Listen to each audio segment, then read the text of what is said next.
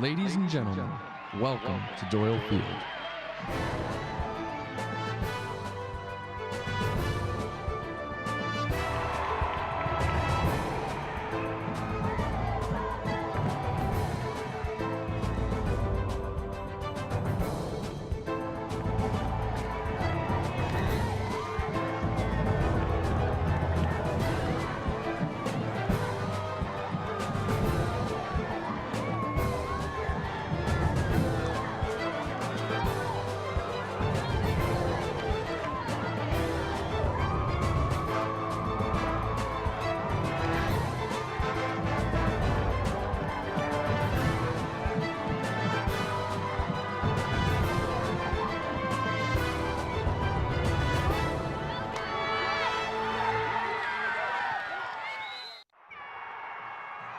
Ladies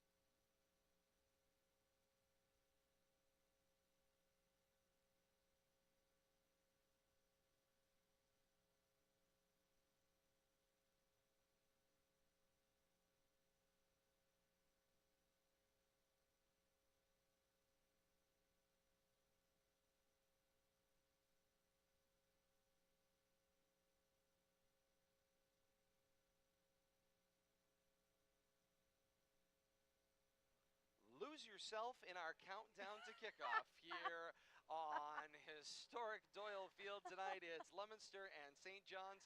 Todd Robbins alongside Kate Robbins. Our countdown to kickoff continues here, brought to you by DCU. 4 minutes to the top of the hour when we have Leominster and St. John's. A heavy mist continues to fall here at historic Doyle Field, only getting heavier as the moments go by here. I imagine eventually that will become part of the conversation throughout the night. Teams have come out of the tunnel, at least St. John's is out on the field, and now an LYF team out on the field as well here at historic Doyle Field, and shortly behind them we expect to see the Leominster High School Blue Devils. Coaching staff has now come through the tunnel, band set up for their performance of the national anthem. We will have a coin toss coming up with a special guest as well as we continue on our DCU countdown to kick off. That's called a tease in this industry. I already can't tease something that's already been let out of the bag. This is a fact. Coming up this weekend here on the K-Zone, we'll start tonight. More sports. Remember, home of your most live games right here on the K-Zone as Leominster comes flying out of the tunnel with the American flag and right through the 50-yard line. On parade, coaching staff out with them, led by Leominster High School head coach Dave Palazzi, cheerleaders in tow as well. Red Sox and Reds joined in progress from Cincinnati tonight. That's coming up after this one here at historic Doyle Field. And coming up on Saturday, it's the Money Pit Home Improvement Show, 8 to 10 a.m. right here on the K-Zone. Pre-game for the Red Sox comes at 3:25 on this Saturday. 4:10 first pitch for Sox and Reds. And then Sunday, Scholastic Sports Zone with Howie Kahn kicks things off from 11 to noon. And then 12:25, it's pregame coverage for Sox and Reds Game 3, 1:10, the first pitch here on the K-Zone. And then it's Sunday Night Football here on the K-Zone, 7:30. Westwood One's coverage begins for Raiders and Redskins. And then, of course, on Monday, noon to 1 o'clock, the K-Zone Lunchbox. It's hosted by Sherman Whitman as well. And remember, kick your mornings off with Travis and Sherman. Weekday morning, 6 to 9 a.m. for the best in local news, weather, talk, sports, and keeping you informed and entertained to start your day. It's the K-Zone Morning Commute right here on WPKZ. And Kate, captains are forming up and getting set for the coin toss at midfield. They are indeed. Tonight's coin toss brought to you by Woodcomb Insurance. Call them at 978-840-8700 or find Woodcomb Insurance on the web at woodcomb.com. Captains have begun their walk to midfield.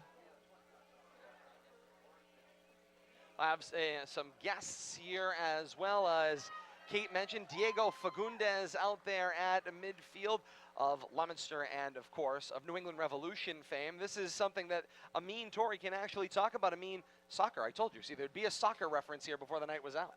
Once again, I thought this was European football that I was being asked to do. You lied to me, and I'm not happy about it. I was misled. We have one European soccer player here, or football player here. Just the one, though. Listen, We found him. I have more in common with him than I do with anybody else here. Mostly because I'm not from around here. Except he is, I guess. We won't hold it against Well, you. he's from Uruguay. He's one that also survived being in a class of mine at some point as well. I'm not sure how. Oh, boy. You've made it this far. Barely. Referee Andy Soretto having conversations with the captains, coin up and down, and the signal is that Leominster has won the toss and they will receive, defending the goal, to our right here on the K-Zone. Coming up, it's Leominster and St. John's kickoff to follow. We welcome in our partners at Leominster TV as well. We've got it all for you here on the K-Zone as we get ready for action. Leominster and St. John's coming up. Should be an interesting football game to say the least. And I mean, the longer we stand out here, the more this rain continues to fall, or this heavy mist. It's going to make for a slick going both on the turf and on the football as well. Well, I think that's going to be one of the best chances that Leominster has to win this football game. If I can make a boxing analogy, absolutely, about making a fight ugly, and I think that's what Leominster needs to do to try and slow down the St. John's offense and maybe get one of their own going. This is not the kind of game they're going to win in a 45-42 passing shootout. They kind of need to hope for a little bit more rain and make the game ugly if they want to have a chance to stay in this game. Ugly, but good in the end result, right? All right, it's Leominster and St. John's coming up, but first, the Leominster High School Marching Band has your national anthem. Acknowledgement to the crowd from the Blue Devils on the field tonight, and to survivors of cancer, as it's Cancer Awareness Night here at historic Doyle Field. And now, the Leominster High School Marching Band with tonight's national anthem, led by their band director, Barry Hudson.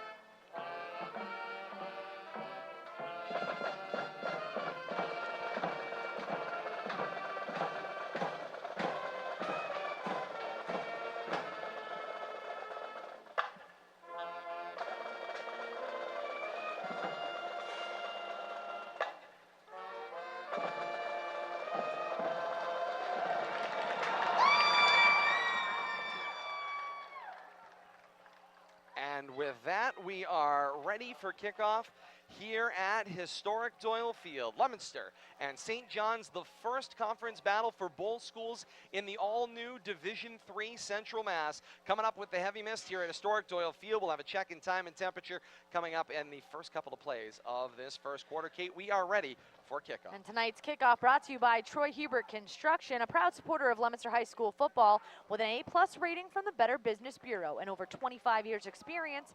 Make Troy Hebert your first choice for your home construction, remodeling, and damage repair needs. Find Troy Hebert online at troyhebertconstruction.com and line up your free estimate. And now with the call of the game, the voice of the Blue Devils, Todd Robbins. All right, Kate, thank you so much. Kickoff coming here. St. John's will do the kicking to open things up. Ball on the 40-yard line to our left here on the K-zone. Ball set up in the tee and ready to go. Their kicker this year, an experienced one, Nick Palmero, the junior kicker, 6 foot 240. Set to put the right foot into it and send us underway. St. John's wearing the all-whites tops and bottoms, trimmed in red, the red helmets featuring a new St. John's seal, and away we go, end over end. This one will be returned straight up the center of the field. J.C. Cora finds some room, crosses 35-40, and he's dragged down at the 42-yard line. And as we talked about in our countdown to kickoff, Leominster will get things started with great field position. First down and 10, their own 41-yard line at left hash, Yeah, it'll be interesting to see how they decide to start their offense here. If they go directly to the spreader, if they try and pound the ball early, especially with the rain coming down the way it is, I imagine they're going to pound the ball early and try and take advantage of these slick conditions. It'll be pretty tough to throw the ball over the field with the rain coming down this way. Pat Gallagher will head under center. Single running back behind him is Couch, and receiver on either side of the formation. Gallagher with the snap, puts it in the hands of Couch. Straight up the A-gap he goes, where he is met and driven straight back on the play. A couple there to drive him back. It was 28 Michael Bernard, the linebacker. They certainly know each other. Does Gallagher, Bernard, and Couch. All of them grew up playing LYF together, so they're certainly familiar with one another. Officially a gain of 1 on the play. That was the point of farthest progress for Couch. We have second down and 9 to go from the 42-yard line. On that second and 9 from the 43 at left hash. Single backfield, receiving either side of the formation. Under center, here's the snap from Gallagher. A little counter motion for Couch. He gets the handoff, crosses the 45, tripped up there, and finally brought down right at midfield. Gain of about 7, maybe 8 on the play. It looks like it'll be third and short. Blue Devils got a pretty good push up front there. Looks like the Pioneers are sitting in their 4-3 right now, so they're really going to try and stuff that run with 4 linemen up front in the box. And they've got a big squad up front, does the Pioneers, and they like to shift that front a little bit, moving maybe back and forth between a little 4-3 front, and they'll slide somebody back, look a little 4-4, or they'll step somebody forward. Single back, 2 receivers. Gallagher under center on a third down and 1 from midfield. Snap, put it in the hands of Couch, and Couch takes it straight across the midfield stripe, reaching for about the Pioneer 48-yard line. They gave him the 49, and that is a Blue Devil first down. And for the first time this season, Leominster seems to be moving the football. Another good push up front. The Pioneers threw 9 in the box, but they couldn't quite stop Couch getting through for that first down. Good start for Leominster. Yes, indeed. First downs at times for the Blue Devils have come at a premium, so nice to see on their first offensive touches in this first drive that they're starting to make things happen. And now in St. John's territory are the Blue Devils, sticking to the ground game right now, though. They are indeed. Couch, the deep back. Under center goes Gallagher with the receiver to his left and right. Flag at the snap of the football. The handoff went for Couch. Straight forward he goes. No gain on the play. Back to the 49-yard line of the Pioneers. But there was a flag immediately at the snap of the football. Andy Soretto with the indication that it is an offsides against the Pioneers at the snap of the football. So it'll be a 5-yard penalty. They'll replay first down, and 5 to go. And Leominster stringing a couple of plays together, and oh, by the way, penalty can help out too. Yeah, they'll take that. Listen, the fact they're 1 for 1 on third down tonight after going 3 for 12 against Everett. They'll take it. First down, 5 to go after the penalty. Ball now across the Pioneer 45 at the 43-yard line at left hash.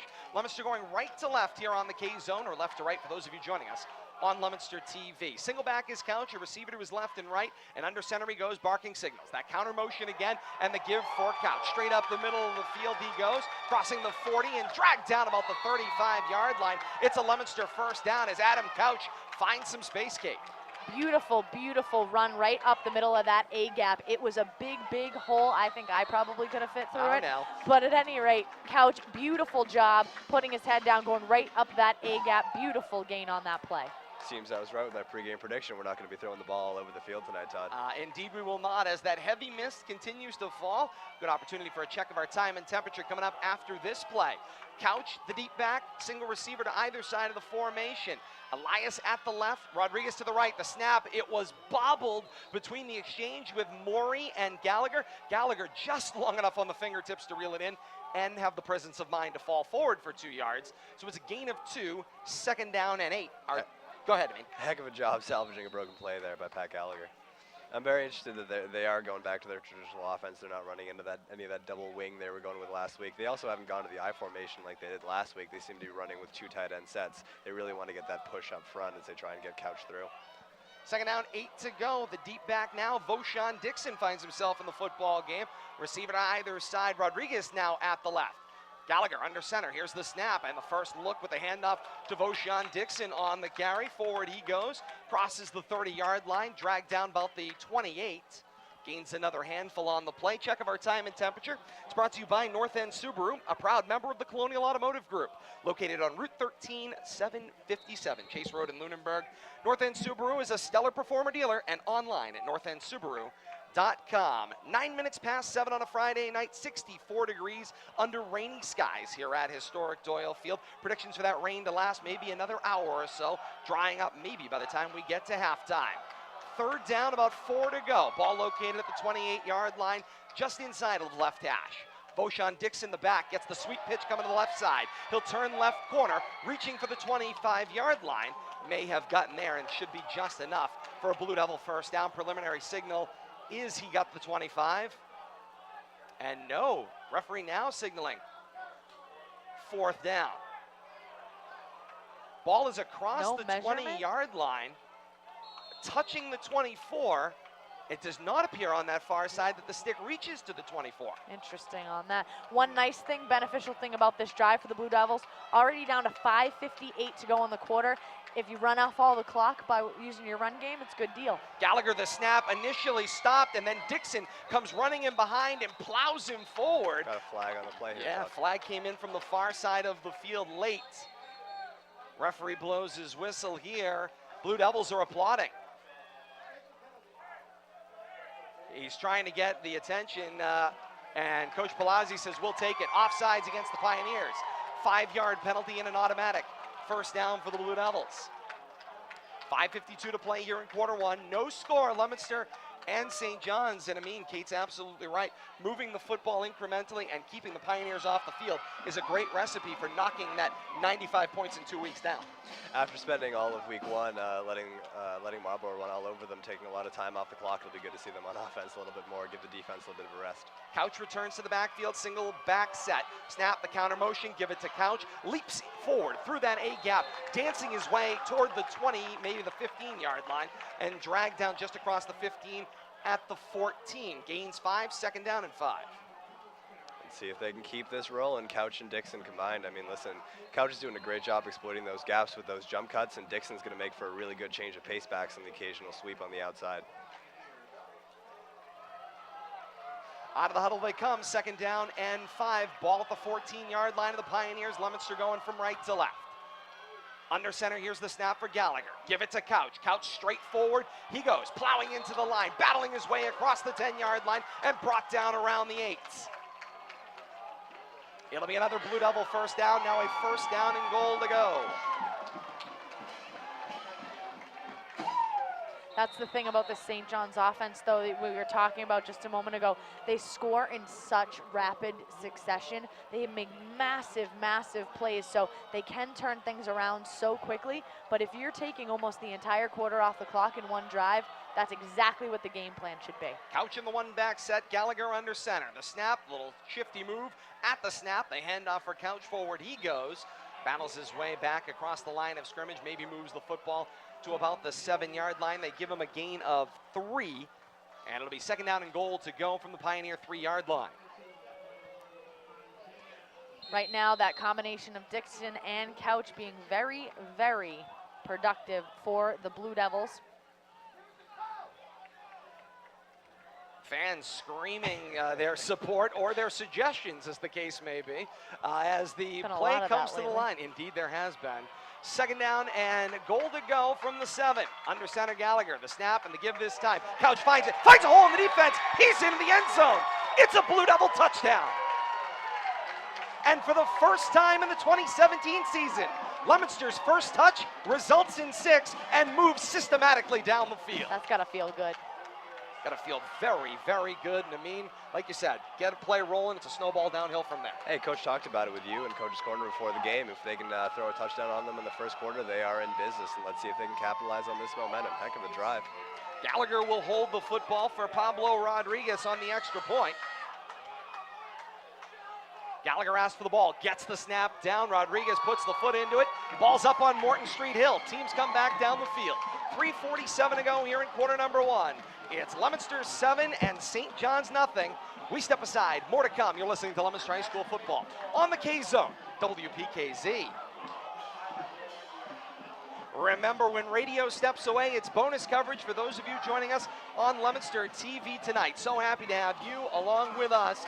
Great looks tonight from our volunteer staff, led by Bradley Bedard, Jack Sully out there as well. And by the way, credit to Bradley Bedard with the great looking graphics for this week of action. I was after him to go after this, and beautiful work all around. And Bradley pushing the buttons tonight as well over in the LTV truck.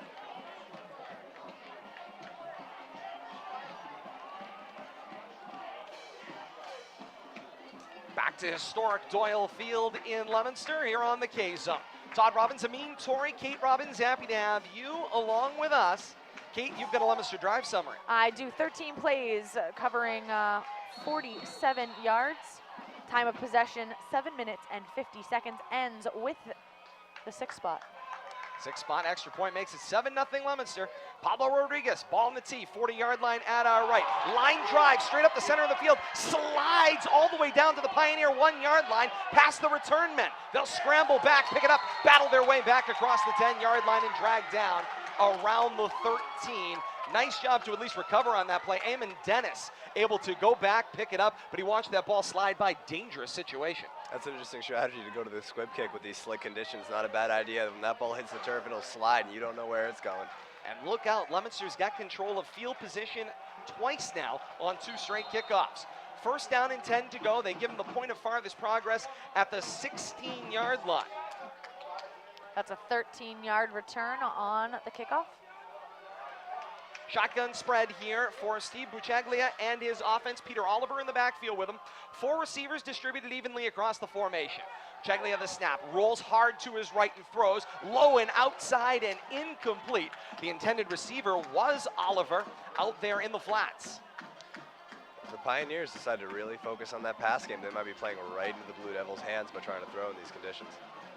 And of course, that's one of those cases. It's scheme versus scheme here. Coach Palazzi certainly has made that modification away from the spread to suit what he has available to him. Coach Andrioli, on the other hand, he has continued to have the horses to run this spread offense. 2nd down and 10. High snap, Buchaglia gets it down, puts it in the hands of Peter Oliver, who crawls on his knees and eventually is marked down. At the first place, that knee hit the ground. It is across the 15 at about the 17-ish yard line. It'll be 3rd down, about 7 to go. Heck of a job by Connor Marchand splitting the gap there, making the tackle. Shotgun again for Buchaglia. 4 receivers set. Oliver's the back with him. The snap. Here's that hard right roll again at the snap of the football. Buchaglia with the throw. Leominster jumps the route and knocks it away. Brian Rodriguez steps in line and swats it away. Saw that route on tape clearly. He looked like he knew that was coming. I think we just saw it a moment ago. I think I knew it was coming, and I haven't seen any tape. Indeed it did. 4th down, 7 to go, and the Pioneers will be forced to punt. That's not, if you were looking at their records coming into this one, this is not how you would have thought this game would have started. Blue Devils fans have to be pretty pleased with the start of this game. Andrew Del Bracco at his own 5, fields a low snap, shanks it off the side of his foot. It's a loose football. Leominster calls poison right around the 31-yard line of the Pioneers, and it is touched down after a small Pioneer bounce. And Leominster, with great field position and a fortuitous bounce of the football, they've got 1st down and 10 at their own 31-yard line, going right to left. things couldn't be going better right now for Leominster after 2 very difficult weeks. Talk about a good start. Great kick return, long touchdown drive, 3 and out, and a terrible punt gives Leominster excellent field position. If they can hang another touchdown on the board here, they are in business. That punt down to after 14 yards. Not a good start or what the Pioneers were hoping for. First down and 10 to go. Couch in the backfield. The snap from Gallagher, give it to Couch. Puts his foot in the ground and pushes his way upfield to the 30-yard line. Goes as a gain of 1, second down and 9. As we wind under 3 minutes, 2:38 and counting remaining here in quarter one. It's Leominster 7 and St. John's nothing. You're just joining us. Where you been? We're happy to have you here at historic Doyle Field on the K-Zone tonight, or with our partners on Leominster TV, or our live stream coverage on Facebook Live as well. Wherever you may be, we're happy to have you a part of this Division III Central Mass action. Leominster and St. John's. Second down, 9 to go. Couch is the single back in the backfield. Rodriguez, the receiver, to the open side left. Snap, it's the sweep going to the outside right. They get the pitch out into the hands of Couch, who puts the foot in the ground, tries to turn it upfield, and slides down. Short loss on the play. We'll call it 3rd and a short 10. Short 10, I like that. One of the things that I've been noticing already on the Blue Devils sideline and in the crowd on this side, at the beginning of the game, it was almost as if we were kind of like a deflated balloon. There wasn't any air, there wasn't any pep, and now Todd's making a mess. So we're just going to continue without him for the moment. But right now, you can see the pep in everybody's step, the coaching staff, the sideline, even the fans. You can just hear a buzz now. And that was missing in pregame, and that was missing in the last 2 weeks of play for the Blue Devils. So it's really great to see this positive momentum for them. Leominster coming out of the huddle on 3rd down in that short 10 we talked about, and Coach Palazzi is going to grab a quick timeout to stop the clock. 1:25 to play here in the first quarter. 7-0 is Leominster's lead right now, and all the momentum rolling their way. And I think Coach Palazzi wanted to make sure that he could find a play on the chart that he thinks has got a shot on 3rd down and 10 to go. You know, he always says, 3rd and medium, you've got a play in the playbook for that. 3rd and long, not always. I was going to say, it hasn't been any trickery from Coach Palazzi so far. It's been 2 tight end sets with Couch in the backfield looking to pound the ball, but they may have to go to the air here. 3rd down. We'll and you call thought it 10 this was to go. European football? You're doing a very nice job, sir. Listen, you can say whatever you want. I have no idea what I'm doing. Fake it till you make it, buddy. Indeed. 3 receivers set, 2 to the open side left. Gallagher is in the gun with Couch standing to his right. Asks for the football. Gallagher back to pass. Rush from his left side. Steps up in the pocket. He's going to be forced to tuck the football. He'll tuck and dip a shoulder forward across the 30-yard line and brought down around the 27-yard line. Gains a solid 4 on the play. It'll be 4th down and 6 to go. Leominster needs to advance the football to the Pioneer 21-yard line for a first down, Kate. And now Coach Palazzi, traditionally a very aggressive play caller, so no doubts here that the Leominster offense is going to be staying on the field with the field position and with the momentum. But as you said, this is a 4th and pretty long 6 to go for the Blue Devils. They're going to have to make something pretty special happen right here early going. Here comes the first sign of that traditional I formation. Connor Marchand puts the hand on the ground as the fullback, and Coach Palazzi reads the defense, and he grabs another 30-second timeout, stopping the clock at 40 seconds remaining here in quarter number 1. 7-0. Leominster's lead right now, and of course, you're weighing your options here. You've got to throw something, at least a play that can potentially get the 6 yards and get beyond the sticks, but at the same time, you want to make sure that if you do end up coming up short, you leave yourself in position, field position-wise, Kate. How badly do you think he wants to throw the ball right now? Just how badly? But you got to tell himself, this is the game plan. We got to stick with the game plan right now. It's got to be very tempting for a former Division I quarterback from a means soon-to-be alma mater. Oh. Let's Soon not to rush be. right to soon to be. Soon to be. We got 2 I have faith plus in you, buddy. years. You know nothing about my academic record. 2 That's what you receivers think. at the open side right, not of an eye. Here's the snap. They give it to Couch. He was immediately snared as he went forward into the line. Right around the waist came Hunter Gorgas. He got into the backfield, wrapped him up, and then just slowed him down. Turnover on downs. Ball back to the Pioneers around their own 25-yard line. Go ahead, Amin. I'm a little surprised he went as conservative as he did on the previous play. Gallagher did a good job stepping up in the pocket. He couldn't find anyone, but looked to me like he just missed Zach Daljudas on a crossing route. It seems like they may be able to beat this defense with crossing routes. Even though not a lot of positives, particularly on that 4-play drive, they did take another 2 minutes and 41 seconds off the clock. So if anything, that St. John's offense has not been out here on the field very long. on 1st down and 10 from the Pioneer 25. The snap went to Oliver. Oliver pounds it forward into the hole, and the defense shuts things down. No gain on the play. And it'll be 2nd down and 10 to go. Zach Calladay, the nose tackle, got some really good penetration. Indeed he did. 4 receiver set right away. That machine gun gets going. Jeglia back to pass, 3-step set, looks down the seam, and in and out of the hands of the intended receiver. That pass will fall incomplete. First pass down the field. And of course, it goes to a player I don't think we have. We do indeed. That's Emin Dennis, that number Emin 5 Dennis? for the I Pioneers. until it was 5 or 6 from this distance. Head of a throw from Bacheglia. Garcia just got beat. Blue Devils catching a break. Absolutely on that one. That's exactly the type of play that Coach was talking pregame that they wanted to try to make sure that they defended. That big long play, those go routes, very dangerous right here on the pitch to 12. Yeah, going around end there. That's Coleman Drugach, the wide receiver on end around action. And around he goes. Gains a small handful on the play. We'll call it gain of 3. 4th down and 7 to go. And the Pioneers forced to send the punting unit back out onto the field. It's music to the Blue Devils' ears, but that is going to be the end of the quarter on that one. Yeah. So we're going to step aside for just a minute on the radio side of things, and when we come back, we're going to have more action from Doyle Field. You're listening to Leominster High School football on the K-Zone, WPKZ. Bonus coverage for our viewers here on Leominster TV tonight. A rapid first quarter of action, and bing, done. 1:30, your game is already over. And thus far, so good. Leominster moving the football. Action up here looks pretty good as well. I don't have any actual analysis here. It's just that you thought Emin Dennis was number 6. Is that why I'm here for my 2016 vision? Is that the only reason I'm here? It is. I've got good vision. I can read. It is indeed. And with those literacy skills, you too, sir, may have a future somewhere. I won't Listen, rush you. you can keep telling me that. It doesn't make it true.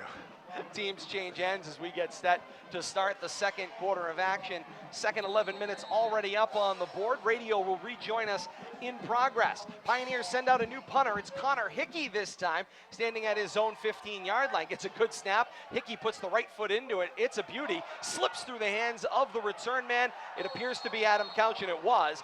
Couch was able to kind of bobble, recover, and then dive a little ways forward to the 39-yard line here at historic Doyle Field, where we welcome you back on the K-Zone.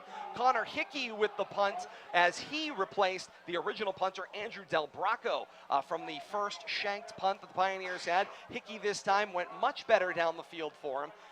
Couch was able to corral the football and dive forward for an extra yard or two. It's 1st down and 10 for the Blue Devils. They stand at their own 38-yard line at right hash, going left to right here in quarter number 2 at historic Doyle Field, or right to left for those of you joining us on Leominster TV. Pistol formation this time. It's Gallagher with Couch standing right behind him off center. Here's the snap. Couch gets the hand up, makes a nice step to his left, crossing the 40-yard line and brought down around the 42. Gain of 3, 2nd down and 7 to go. To the spectator on the last drive who said give it to Couch, guy might have a point. Kudos, sir. Kudos to you. Every now and again, somebody up here does have a good suggestion. They shout enough of them out. Listen, blind squirrel finds a nut every once in a while. That's right. Interestingly enough, right now, the starting wide receivers and quarterback for St. John's on the far sideline for us, near sideline for LTV, working on their passing and still struggling a little bit. There's the snap. It was an option situation. Gallagher did not give up the football. Kept it himself, bounced it outside, crossed the 45, takes a hit at the 46-yard line, and down he goes. Gain of 6 on the play for Gallagher there. 3rd down and short. First time the Blue Devils have gone to that read option. It's going to be interesting to see if they leverage that success in the running game into some read options and play action passes. 3rd and about 1.5 yards. They need to advance the football to their own 48.5-yard line. Do the Blue Devils for a 1st down. They'll snap the football from their 47. At right hash, Gallagher coming to the line this time. That single back set. Couch is behind him, very close at the line of scrimmage, and a receiver to either side. Here's the snap. Give it to Couch. Couch straight forward into the A gap on the left side of center. He's at midfield and down around the Pioneer 49-yard line, and that's a Blue Devil 1st down. No fluff, just your basic quick off tackle. I've been really impressed by the interior line play today from Calladay, Maury, and O'Gara. They've been getting great pushes and giving a lot of holes for Couch to run through. Much improved from last week's game, and much improved especially from last season. That being the 20th offensive play for the Blue Devils so far in this game. Conversely, St. John's offense has only been on the field for 1 minute and 14 seconds. And already 2 minutes gone by in this second quarter. 9 minutes to go in quarter two. 7-0 Leominster lead, and they drive the football. Pistol set again, the snap, give it to Couch, avoids a tackle at the ground, slowed him down enough though that when he got to the line of scrimmage, he was hit and driven back. I saw Neil Nasudi in there, along with Hunter Gorgas and a host of others. Right after I praised the interior line play. Curse the broadcaster. Could not have said it better, huh? Welcome to the industry. It's not the first and it won't be the last, I promise. 2nd down and 10 to go. No gain officially on the play. Ball at the Pioneer 49-yard line. A step inside of right hash. Leominster going from left to right. They need to advance the football to the Pioneer 39-yard line for a 1st down. Here comes that shotgun set. Couch in the backfield, stands next to Gallagher, a receiver to either side. Marchand was in there as well as a flanker just off the end of the formation. Couch with some room, fights it across the 45, up in the air and down around the 40-yard line. Giving up the body on that one was Adam Couch. Leaves 3rd and about 1.5 yards to go. Ball just before the 40-yard line and Gallagher coming in with the play. See, now I can praise the interior line play again. But I'm not going to. It's going to be every other play. Yeah. I could, but I'm not going to. I'm not going to. Del Judas, the tight end, down in a set just off the left side of the I formation. It's Marchand with Couch dotting. Here's the snap. Handoff for Marchand, his first carry of the day. Finds a little room forward, crosses the 40-yard line, dragged down around the 38, and that is a Blue Devil 1st down right in Pioneer territory. Nice little fullback dive, another great push from those interior linemen. That's going to really be the key for Leominster to keep this running game going the way it is. Kate made a great point earlier that they need to turn this 44-minute game into a 24-minute game by really running out the clock on St. John's. Absolutely, and one of the things that a lot of people, at least for the lay spectator, you don't realize how important the battle in the trenches is every single game, and it really makes a difference right now when your running game has been so effective. Out of the I backfield, the handoff for Connor Marchand into the pile and stopped after a gain of 1, maybe 2 on the play. A lot of holes collapsed there on the inside. Saw a lot of beef on the inside there. 72 is Federico Ernst, the senior offensive lineman, 6'1", 305 with the initial contact for the Pioneers. I think it was Michael Bennett of the Seahawks that said the trenches are all that matters and That's everything right. else is just running around. Exactly. And that adage is holding true here tonight. Gain of 1 yard, 2nd down and 9 to go. Ball is at the Pioneer 37-yard line just inside of right hash. It's an I backfield. Marchand, the down fullback. Couch dots, pair of receivers at the open left, and Pat Gallagher says timeouts. It'll be a full timeout. Here comes the entire offensive line for the Blue Devils, and it stops the clock with 6:24 to play in the second quarter. 7-0 Leominster lead, and quickly, time for our hardworking player spotlight, and it's brought to you by Workers Credit Union, home of the $3 million give back program. The more you bank, the more you get back. Check them out on the web at WCU.com. Workers Credit Union, doing what's right for you. Our Workers Credit Union hardworking player spotlight. Amin and Kate, this is where you take over and I just step back. I was not prepared for this. Well, let's talk it out. I mean, the obvious statistical option would be Adam Couch, 15 carries, 49 yards. His longest rush has been for 9 yards. He's averaging 3.3 yards a carry. But Amin and I have been talking all game. He's not getting those 49 yards without the fabulous interior line play of the Leominster Blue Devils offensive line right now. So that's what my choice is. Amin? By let's talk it out, do you mean you make a great point and we get back to football? Love it. I like this kid. Oh, you got yourself a deal. That's our hardworking player spotlight brought to you by Workers Credit Union in this week 3 of action. I backfield behind Gallagher out of the timeout. 2 fakes and shot put throw just out of the reach of Connor Marchand, the fullback. That's that little about 10 yards and hook a left-hand turn or a right-hand turn. One way or another, it's the little post route to the corner, and unfortunately has not worked yet this season, but getting very close to working. It's something that Gallagher threw routinely to Anthony Dandini last year, and they just haven't been able to find that connection with him and Marchand. As good as the line has been, as far as getting pushes on run plays, they've really struggled in pass protection. I mean, only 2 plays so far, but on both occasions, Gallagher has been flushed out of the pocket. 3rd down, 9 yards to go. Ball is at the Pioneer 37-yard line just inside of right hash. It's an I backfield developing behind Gallagher. Marchand and then Couch. 2 receivers to the left, and another timeout taken by the Blue Devils. They only have one left now. And the biggest thing is the Blue Devils are the ones taking all of the time off of the clock. St. John's hasn't used any of their 5 timeouts in the half so far. Leominster has used 4. They're now down to 1. Indeed, they are. I thought you were asking me a question. Not as Apparently of not. yet. 6:09 to play in the second quarter. Apparently, Amin and I are just the jesters in this little We're pawns in soiree. this game. Phenomenal job. That's all I'm going to say. I'm just happy to be here. I'm just glad that I haven't broken anything yet. Is there a dumpster around here? I hope not. All right, so third down efficiency has been a little bit of a troubling spot for the Blue Devils so far tonight. Not too shabby in third down efficiency. They are, let's take a look.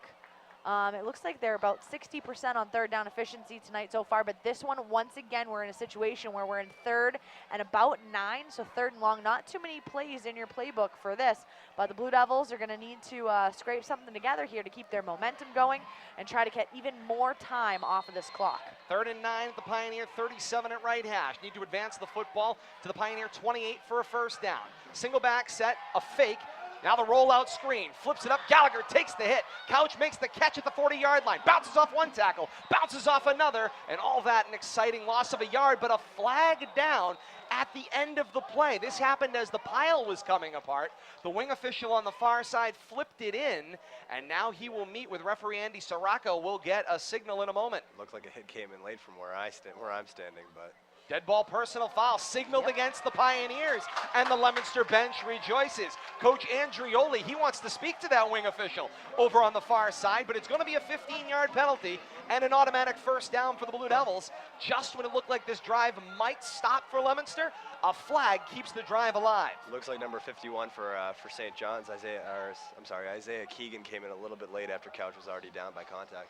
Penalties so far tonight. St. John's with 3 penalties on the night, totaling 25 yards. Leominster, no penalties, no yards. 5:50 to play here in quarter 2, 7-0. Leominster's lead, and the drive continues after the personal foul for the Pioneers. It'll be a first down and 10 to go for Leominster across the Pioneer 25 at the 23-yard line at left hash. Single back set again. Elias, the receiver at the open side right. Here's the snap. Step back fake. The throw. Gallagher threw it back toward the line, and it was swatted down incomplete. And he was in the grasp, and they're going to officially rule him down. I don't think he ever let go of the football. He never did. He had to tuck it. We had a little bit of a tuck rule. He kept there. going back, and he was able to tuck it in.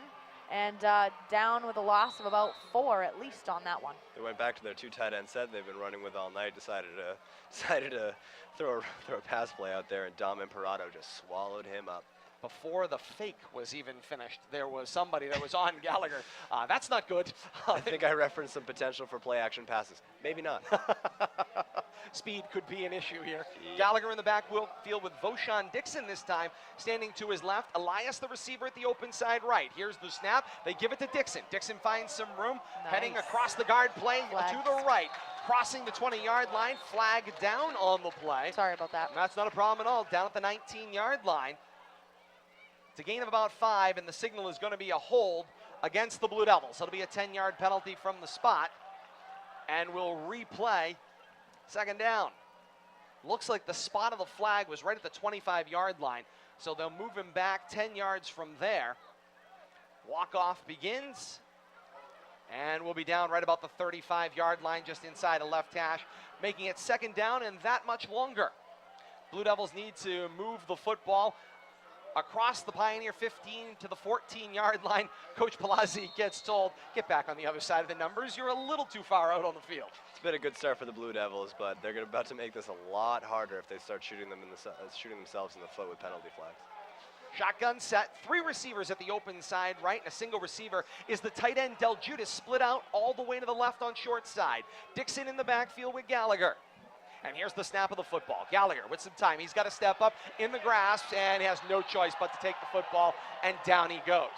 Down with the football he goes at the 44-yard line of the Pioneers, and this drive goes from bad to worse to maybe even worse as the ball back officially to the 40-yard line at third down and even longer at this moment in time, and Coach Palazzi gets told, get back across the numbers. And Coach Palazzi was irate before Gallagher even got touched. The pass protection has not been adequate tonight. it's amazing the difference between the, pass protection and then when you're essentially blocking for the rush, and to see kind of that juxtaposition on the Leominster Blue Devils offensive line. Very interesting tonight. Rodriguez and Elias split out in the formation as the receivers. Dixon the single back in the backfield, and Gallagher's under center on 3rd and 26. Back to pass. Gallagher looks outside for Rodriguez, and Rodriguez didn't finish the route. He chopped down with Owen Ryan, the defensive back, in front of him, and that's a dangerous play. Gave up the advancing movement, allowed the football to hit the ground. Passing game has been a bit of an Achilles heel for the Blue Devils so far this season. That one kind of a dead duck coming out of Pat Gallagher's hand, but it didn't look like the receiver was running the same route. They did not look like that they were on the same page on that one, so problems on both ends of that play. And I'll put that one firmly in the basket of the wide receiver. You got to at least try to break that up, not leave Owen Ryan in front of you. Felipe Garcia stands at midfield to punt. Good high arcing punt, and toward the sideline it goes. Rolls across the 20 and out of bounds at about the 19, make it the 18-yard line of the Pioneers. Leominster holds field position if nothing else. It'll be 1st and 10 Pioneers, their own 18-yard line. 3:12 to play in the second quarter. The Pioneers are chasing 7. Leominster, if nothing else, has dominated this first half of action with time of possession. Oh, absolutely. I'm a little surprised that the Coach Palaci's going away from the run game. I mean, I say if it ain't broke, don't fix it. He's been dialing up a few more pass plays than I expected him to in that second drive. Shotgun set for Buceglia in the backfield. 2 receivers with him. Here's the snap and the handoff this time. It's Peter Oliver coming right to left in the formation.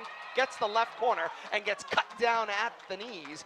Mike Viola with the hit across the 25-yard line, and Oliver sailed down about the 28-yard line. Pretty explosive on that, was he? He's got 7 got caught a little flat-footed there. Quick first step. 2nd down and 1. Double back set out of the gun. Here's the snap this time. On the carry, going around end to the right side, it's Dan Byers, and Byers turns the right corner. He's got a Pioneer first down as he's taken down at the 35-yard line. Here comes that machine gun offense. Indeed it does, and they begin to load it up. Quick and quicker. That's the Pioneers' goal when they move the football. 2-back set. Here's the snap. Give it to Oliver this time. Oliver was hit before he gets back to the line of scrimmage, and he's down back behind the 35-yard line at about the 34. The nice thing of having an experienced officiating crew, they know what they're getting with St. John's, and they are there getting that spot taken care of, so both the offensive and defensive lines can get set. But right now we're going to have a timeout. Steve Buceglia takes a quick timeout and heads over to the sideline. Talk to Coach Andrioli. 2:29 to play here in the second quarter. 7-0 Leominster's lead. Coming up at the half, we've got to look around the world of sports and around the region tonight here on the K-Zone. A lot of great action going on out there. We'll have our first look at the scoreboard at the half. Kate will give us an update on first half stats, and these are certainly going to favor Leominster in this week 3 of action. Plus, we'll preview second half action. All that coming up at the half here from historic Doyle Field. 2nd down, 10 to go. Out of the Pioneer timeout, their own 35-yard line, middle of the field. Here's the snap for Buceglia. The handoff this time for Oliver. Oliver goes straight forward this time, across the 40, 45, and he's pulled down in the bear trap at the 46-yard line. And that will be a Pioneer first down. Again, that quick first up, and this time, instead of coming across the grain, find some room straight up the middle.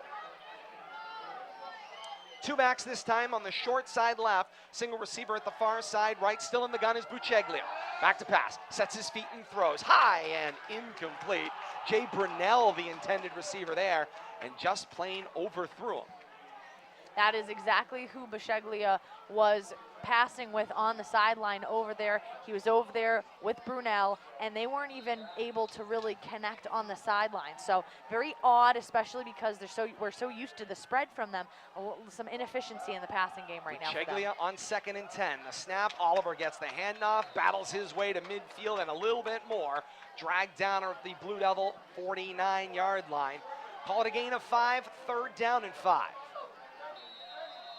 4 receivers set this time with Oliver in the backfield. They are ready to go once again. Buceglia asks for the football, sets his feet this time, throws short. Rodriguez reaches across and swats it away. Looks like Jay Brunel, the intended receiver again, and right on him, there was Brian Rodriguez. Once again, he saw that play a couple minutes ago and came back prepared. Great read and a great jump by Rodriguez, getting his hand in there to stop the bleeding a little bit. 4th down, 5 to go. Ball at the Blue Devil 49. Pioneers going from right to left or left to right. For those of you joining us on Leominster TV. Empty set, 5 receivers. Buchegli's back to pass on 5 steps. Over the center of the field, he strikes. He finds Jay Brunell, who goes to the ground at the 25-yard line. And there's a strike they were looking for, and that was an open spot against Everett as well. Leominster's been a little weak in the secondary right in the middle of the field. And this is a huge drive. If St. John's manages to score here and gets the ball back after the half, the momentum could swing real fast. And Got to wait for the chains. Yeah. They're going so fast that they are outworking the chain gang. The chain gang's going to have to speed it up because I can tell you what, St. John's coaching staff not going to be happy with that. And Andy Sirocco hit him quick with a sideline warning to push him back. Bucheglia back to pass on 1st and 10. He's got some time. He's going to tuck and turn the right corner. Crosses the 30-yard line and angled out of bounds at about the 25. They officially snapped the football, it looked like, just across the 26, 30 at the 26-yard line. So that will go as a gain of a couple. Gain of 2 on the play, 2nd down and 10 to go. Coach Palazzi once again halfway out to the hash marks. Right now, 1:19 left in this half. They are going to have to hustle if they're going to want to convert on this. 4 receivers, Oliver in the backfield. Snap for Bucheglia, give it to Oliver. Forward he goes across the 25-yard line and pulled down around the 22. Gains 3, 3rd down and 5. And this is exactly what the Blue Devils want. They can give up a 1 or 2 yard run all the way until the half. If St. John wants to run that, go right ahead. They don't want the passing game, and they don't want a big hole. Under a minute on the clock when Bucheglia snaps the ball. Little comeback route is low and ruled complete in the hands of Jay Brunell. 4th or 5th time the charm on that route, and it finally worked. And it'll be a Pioneer 1st down just outside the 15-yard line. It's hugely important the Blue Devils can hold the Pioneers to a field goal here. Otherwise, they could be in deep trouble after the half. And the Pioneers certainly have that ability with Nick Palmero, the experienced kicker. 4 receivers set. Here's the snap for Bucheglia on 1st and 10.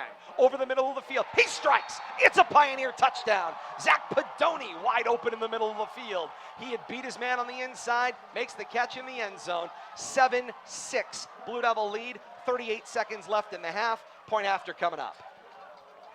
And you talked about that weakness up the middle, Todd. If the Blue Devils decide to sit in that man-to-man cover too, they're really leaving a lot of space up the seam.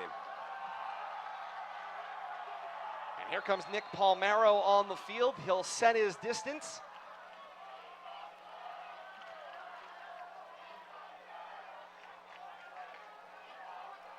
Snap of the football, ball down. Palmero, foot into it, up and over the bar, and the teams come back up the field. 38 seconds to play here in half number 1. We're at 7-all, and in a half that Leominster has dominated on the ground with time of possession. They find themselves at 7-7, and they'll have about 38 seconds and a couple timeouts to work with, Kate? Yeah, a couple timeouts. They have Just the one. The Blue Devils have Yeah, one. just the one yes. to work with. Yep, Blue Devils have 1. St. John's has 4. Not that they're going to want to use it in this situation, but right now, Blue Devils, I think with this half, it's been, I mean, it's a pretty big win for them right now, keeping it at 7-all, and with St. John's only, obviously, just recently scoring. So let's see if we can get a run back here. Let's see if we can get some good field position. Need a good kick return. Let's see if O'Shawn Dixon or Justice Reynolds can make anything happen here to give the Blue Devils some good field position. Nick Palmero puts the ball on the tee, 40-yard line at our right. O'Shawn Dixon stands back there around his own 10-yard line. We'll see if Palmero drives it down the field. Heavy mist has stopped here at Doyle Field. A little bit cooler than when we started. End over end, the return for Dixon on the run at his own 15. Finds some room in the middle of the field. Forward he comes across the 30. Flag down on the far side of the play. Play ends just shy of the 35-yard line, or on the 35 for Voshan Dixon. And here comes the wing official from the St. John sideline into the play. Looks like holding is going to be the call against the return team. That'll be a 10-yard penalty against Leominster. It'll mark them back from their own 35-yard line to their own 25-yard line to start this drive in what is, I believe, their worst starting field position of the night. I think that that's true. I have to double check, but I think that that's true. Every now and again. Oh boy. 32 seconds flat left in this first half of action. Remember, coming up here at the half at historic Doyle Field, Kate's got your first half recap. We've got a look around the region here in Central Mass tonight. Score updates coming in as we speak. We will get those to you on our halftime scoreboard, and we'll preview second half action as well. Couch, the single back in the backfield. Here's the snap for Gallagher. Give it to Couch on 1st and 10. Forward he goes across the 25, dragged down about the 30-yard line, and a quick timeout taken by the Blue Devils, stopping the clock with 24.7 left in this first half, and teams all knotted at 7. And that's their last timeout of the half. Correction there, Nope. as It's on St. John's is going to take the timeout as Sirocco steps up, and that's a referee, Andy Sirocco, says that timeout actually went to St. John's. The wing official pointed the wrong side. So the Pioneers stop the clock with 24 seconds left. Why? You're at 7-7. You haven't touched the football for the majority of the game. There's 24. Go to the locker room. There's 25 seconds left to play. I don't imagine they're trying to get the ball back. That'd be awfully strange. They do have 3 timeouts left. So, I mean, because of that 5 timeout management here in high school football, maybe Coach Andrioli tries to get the football back. Be an interesting move.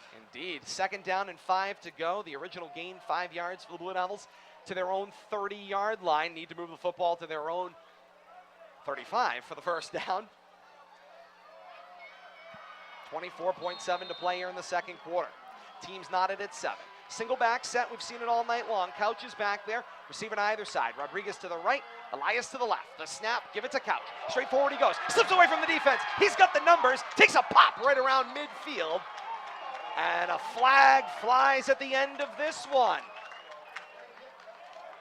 Pushing, shoving, disagreement down on the field.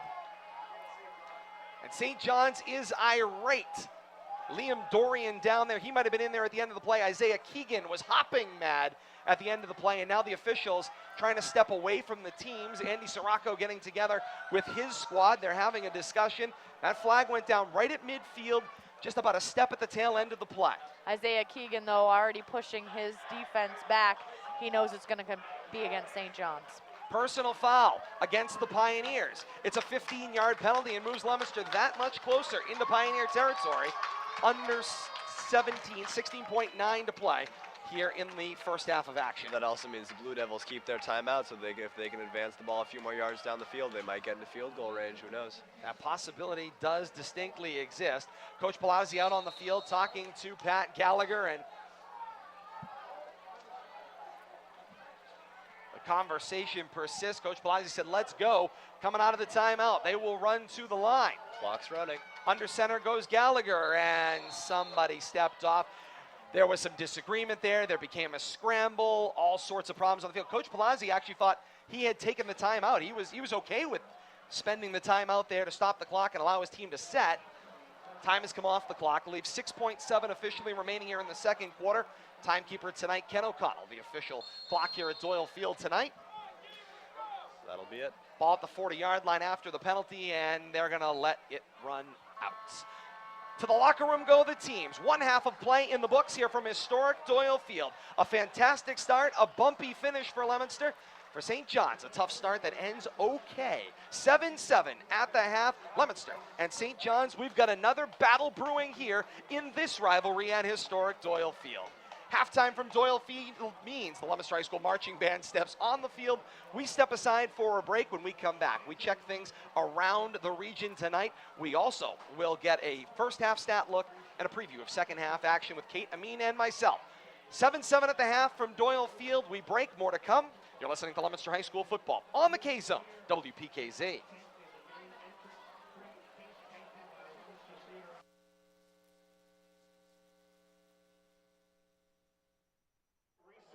At the half. Please be generous when asked. We thank you very much. Please welcome to the field.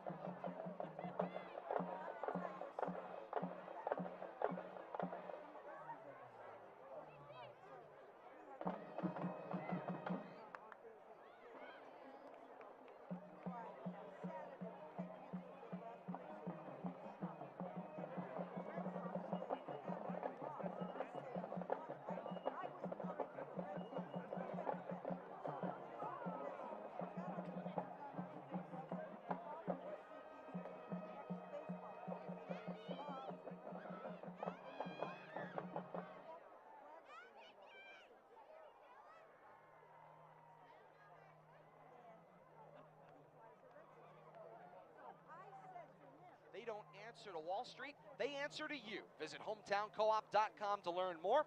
Hometown Bank, Sac Boulevard, Leominster, and 7 other area locations. Our Hometown Bank halftime show here on the K-Zone tonight. 7-7 our score here from Doyle Field. And Kate, right now, Leominster has dominated in possession time. They had just the 7 points.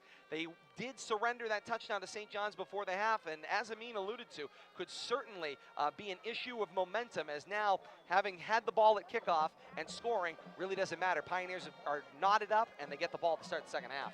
No, and that's absolutely true. Right now, Blue Devils about tripling the time of possession to St. John's. I mean, right now, otherwise, the statistics are pretty close because St. John's offense is so darn efficient at running that hurry up. They are so efficient that both the officiating crew and the chain gang simply cannot keep up with how fast that they are running their offense. I mean, it's kind of a beautiful thing to look at when they're set within 5 seconds of a play ending. It's really kind of amazing to look at the high school level, especially in Central Mass. It really is a thing of beauty and something that Coach Andrioli and his staff clearly place a lot of emphasis and place a lot of credence in that particular category. So, yeah, I mean, right now the stats are going to bear out that most things are pretty well even here.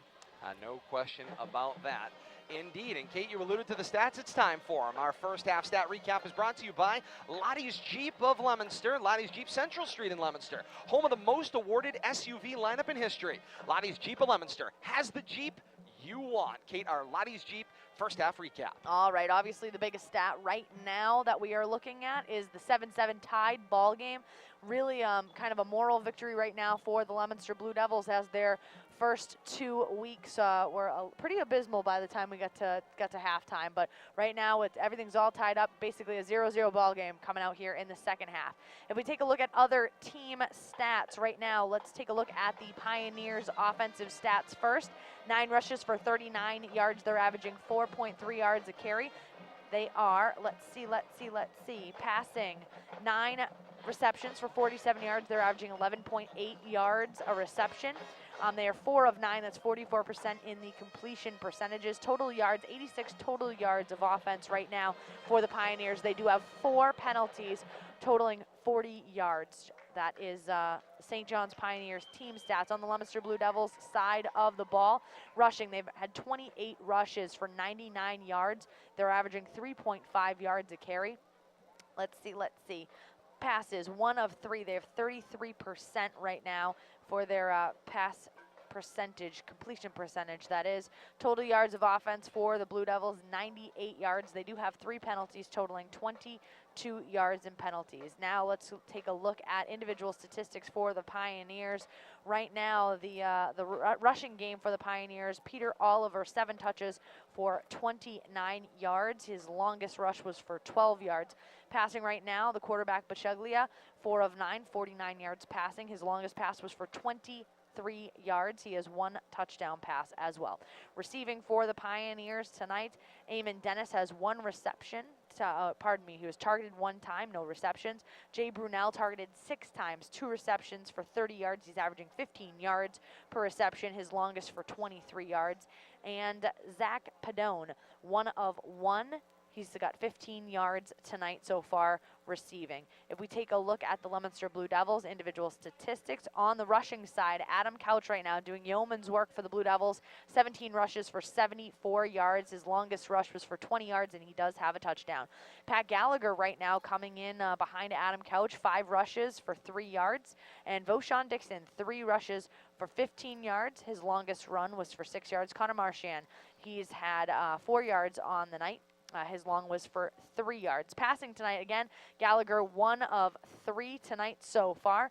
And on the receiving end of things, that 1 completion did go to Adam Couch. And so that is going to about wrap it up again. 7-7 ball game coming into the second half right now. Leominster about tripling time of possession over the St. John's Pioneers of Shrewsbury. Todd? And Lottie's Jeep brings us our first half recap. Kate, thank you so very much for that. Hey. 7-7 our score for Leominster and St. John's here at the half.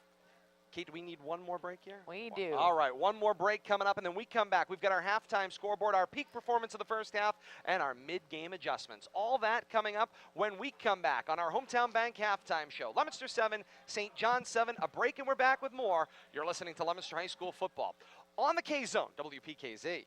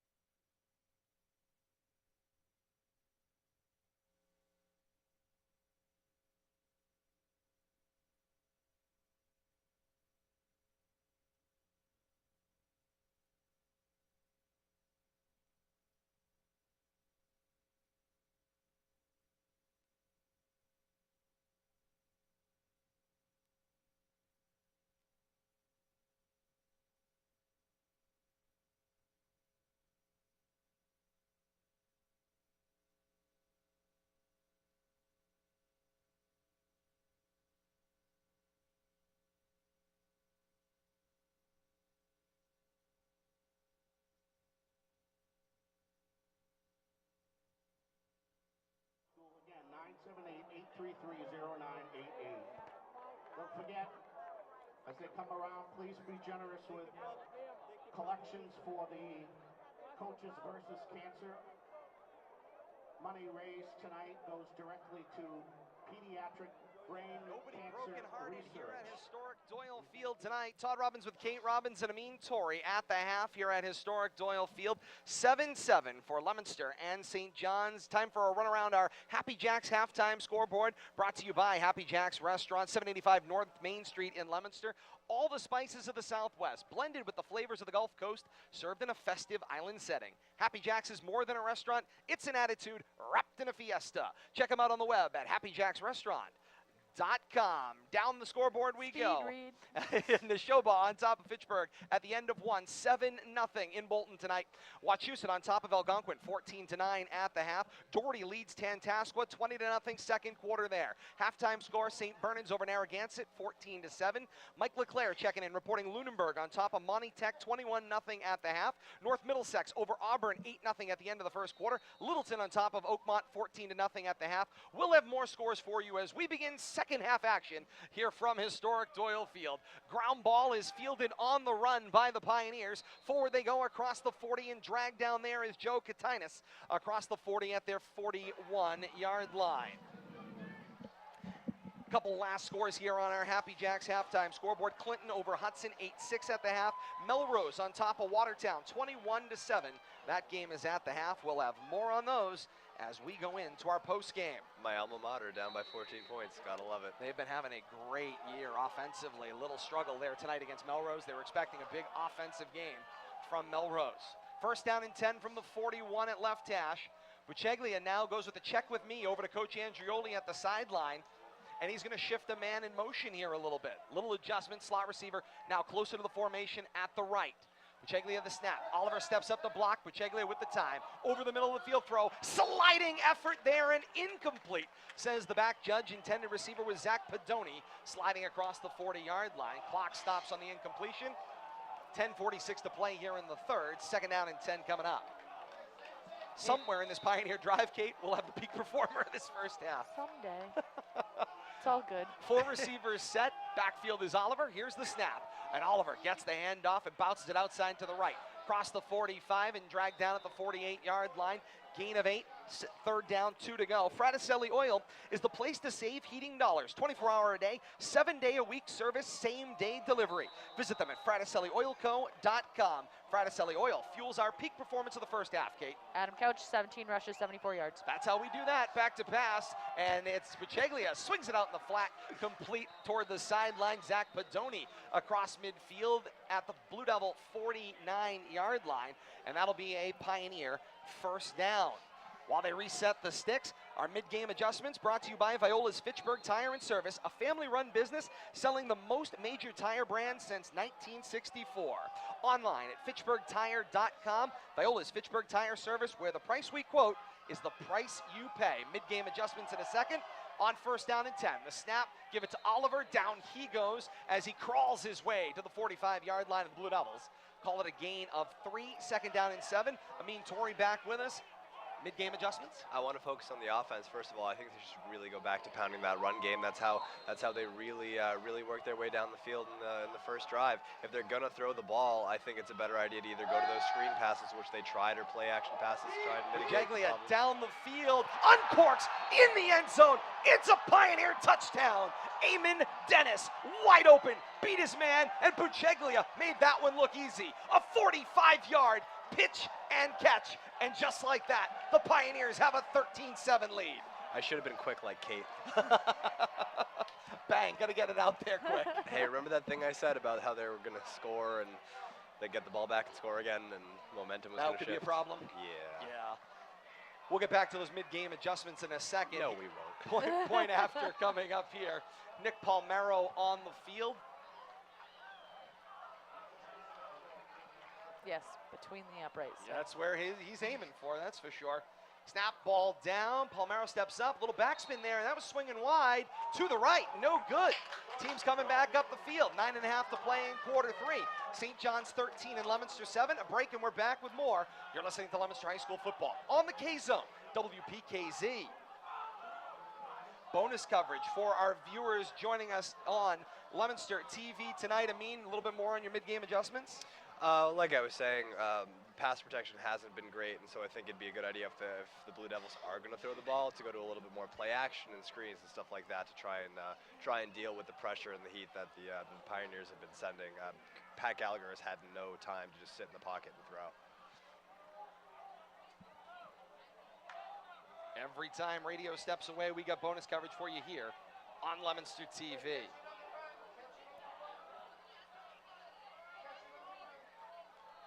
Back to historic Doyle Field in Leominster tonight.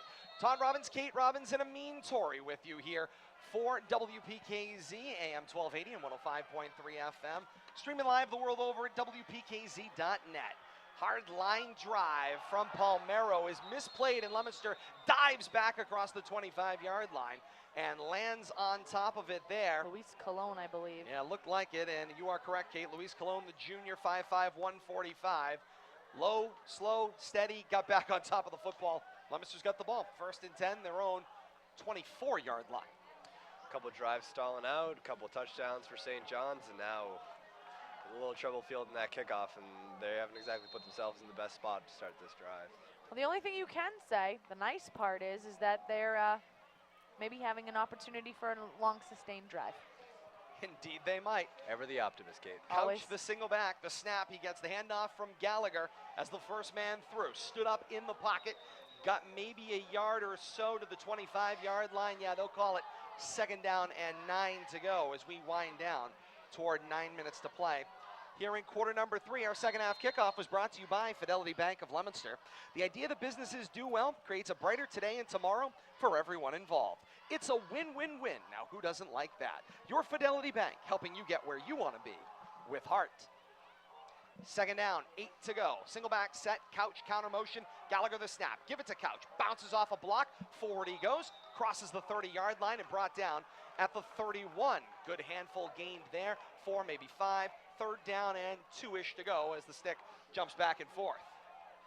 Interior line hasn't been getting quite the same push as they had earlier in the game, so those counters and misdirections are opening up a few little holes for Adam Couch.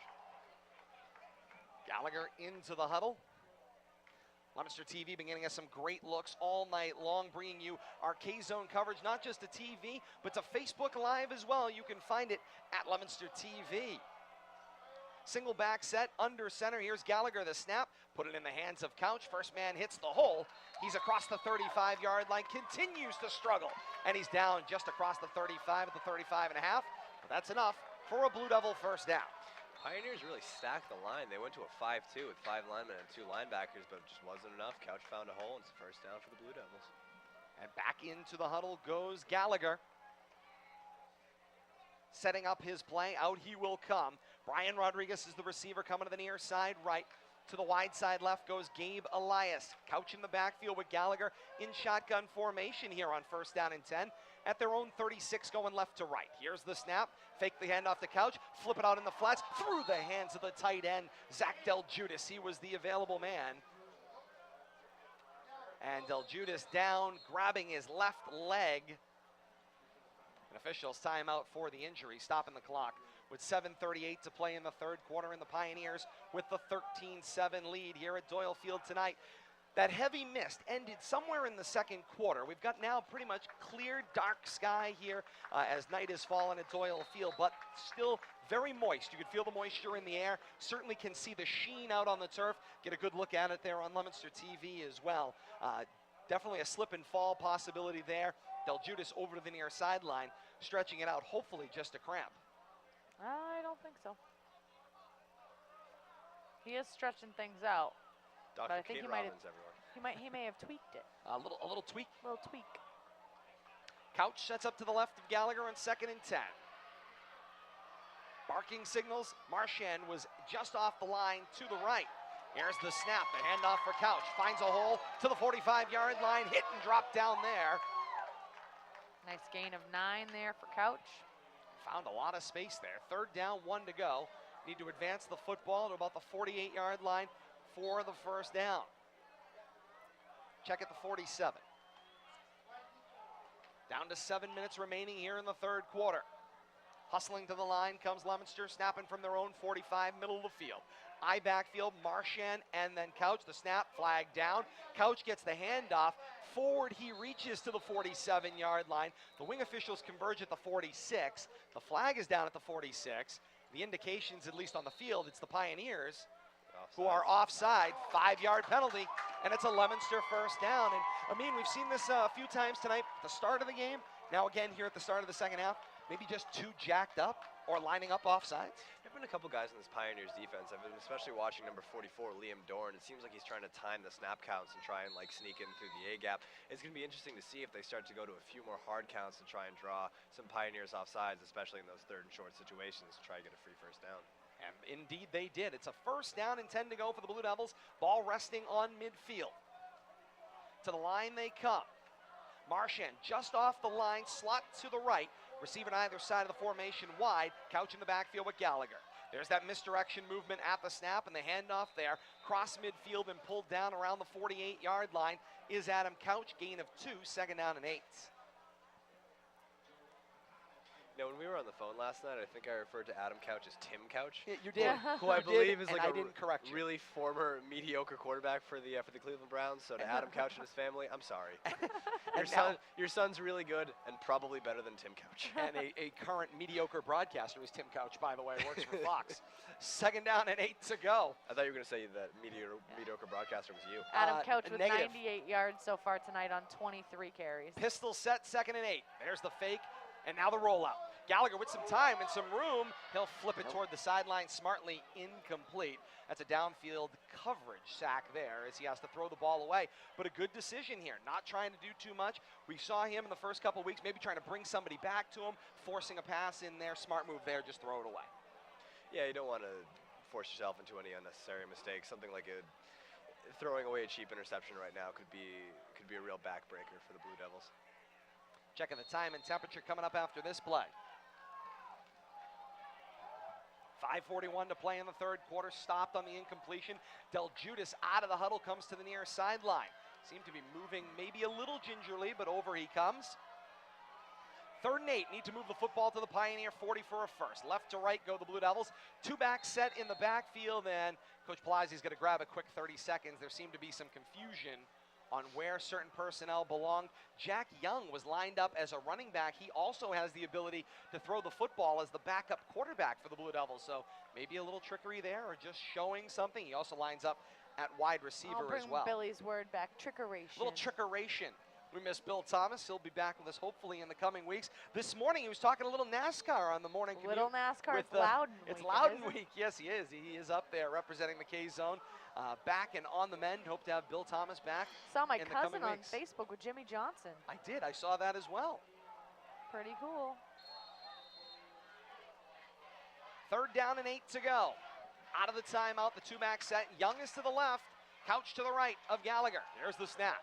Back to pass. Hit as he throws over the middle of the field and incomplete. Dangerously close to Isaiah Keegan, the linebacker, who had he held his feet, might have had himself an interception, and it'll bring up a fourth down and 8 to go. Time and temperature brought to you here in the second half by Chapdelaine GMC. The right truck can make your job easier.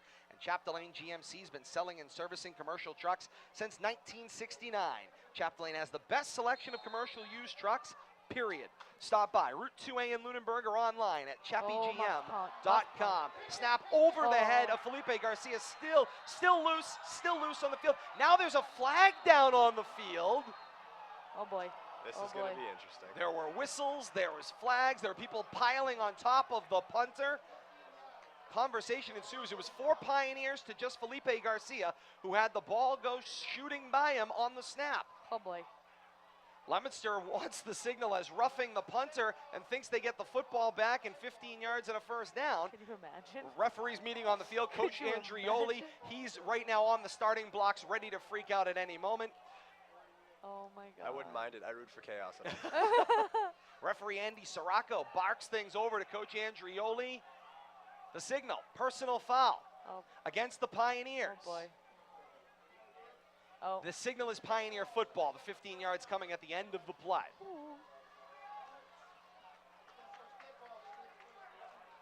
So they'll mark the 15-yard dead ball personal foul from where the play ended. This is going to help Leominster's field position, which was generally a disaster after the snap. They walk it back toward midfield across the 40 from left to right.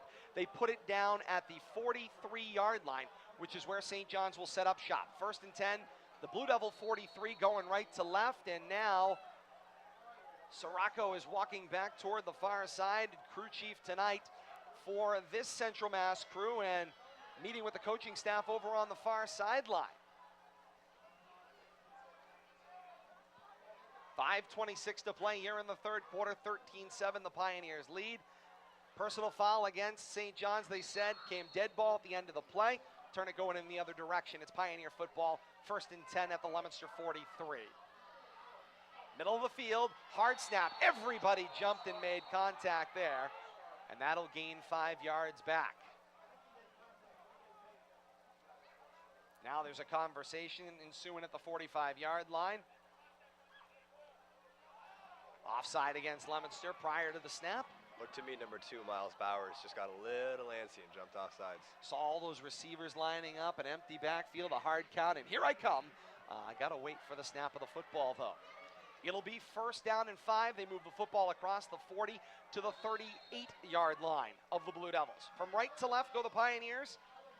3 receivers set to the left, single receiver to the right makes it 4. Here's the snap, little comeback screen pass complete in the hands of Zach Padoni, who collided with his own man, Coleman Drugach, lost his feet and down he went at the 40-yard line. Lost 2 on the play. A little friendly fire action. Indeed. They give him the 37, 38 again, so it nets no gain on the play. 2nd down and 5. 3 receivers switch to the right this time, and here's the snap. And the give in the hands of Peter Oliver. And Oliver right across his head and rolls across the 30-yard line. Down there, it is a Pioneer 1st down and 10. Just seems like the Blue Devils are a little flat-footed moving laterally on those sweeps across the field. They're struggling to get across, and they're getting gashed offensively. Trio of receivers to the open side right. Oliver in the backfield. Fake the handoff. Swing it out. Pass complete in the hands of Eamon Dennis. Dennis finds some room. Now it's a foot race to the pylon. Dennis runs away from everybody. It's a St. John's touchdown. 19-7 St. John's lead. 4:36 to play in the third quarter in what has all of a sudden become a can you catch Eamon Dennis. He's running away from everybody on the field. Found a little bit of space on that screenplay, and he made the most of it. Those are the big plays that Leominster knew that they needed to contain in order to be successful.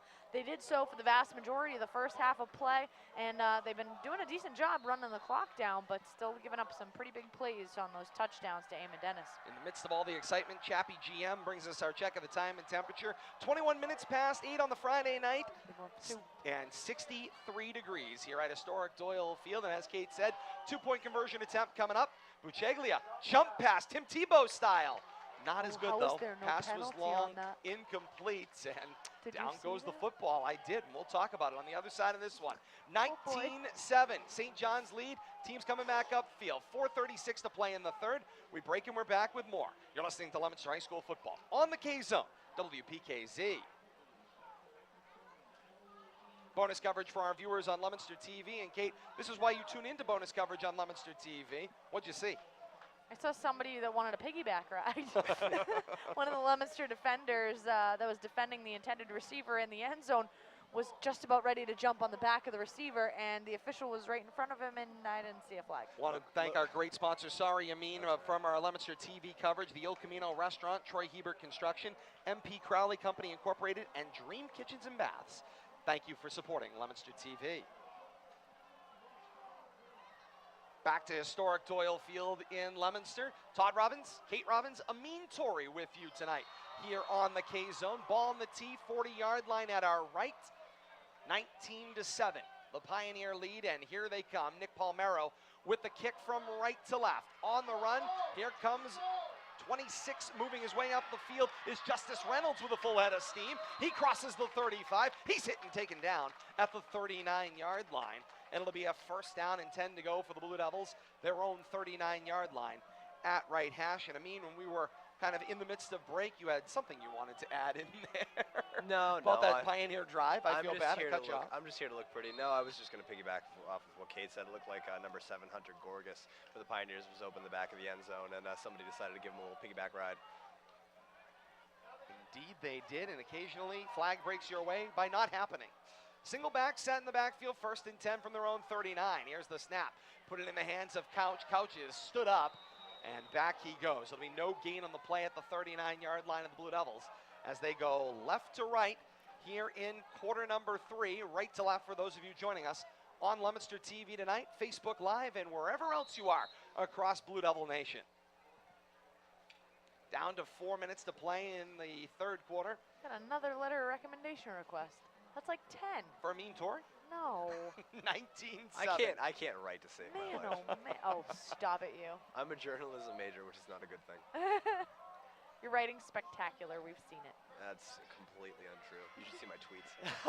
That's 140 characters, please. Gallagher, the snap under center, gives it to Couch, and immediately piercing into that backfield came the Pioneers. First hit right through that pile was Liam Dorian, the linebacker, right into the backfield, gets a hold of Couch, and down he goes. They give him a short gain on the play from the 39 to the 40, call it a gain of 1. 3rd and 9. Leominster needs to move the football to their own 49-yard line for a 1st down. In this drive, they haven't had the protection they had in the first half of action. And listen, it's what I was talking about before the game, is they need to make this ugly. You've seen what happened when this game's opened up and turned into a passing fest, and now they're down 12 on the board. So to me, I think they really need to get this run game going if they want any shot to get back in it. 3rd down, 9 to go. I know. Couch in the backfield with Gallagher. All out blitz. Here they come. Throw back to the line. Pass is incomplete. The entire line was the intended receiver. Dan Morey, Zach Galladay, Donovan Noguera, Christian Nunez, and Lucas Lashua, all in the area of that one. Nobody was looking, though. Weren't really intended receivers, but they were the only ones near the ball. No, I think that one was for Donovan Noguera. Just a hunch. Sneaking suspicion. Not an eligible receiver, though, at least at that point in time. You don't know that. He could have checked in. 4th and 9, Okay, and Bill Felipe Belichick. Garcia stands at his own 29. Good snap this time. High punt, angling from left to right, bounces across the 30.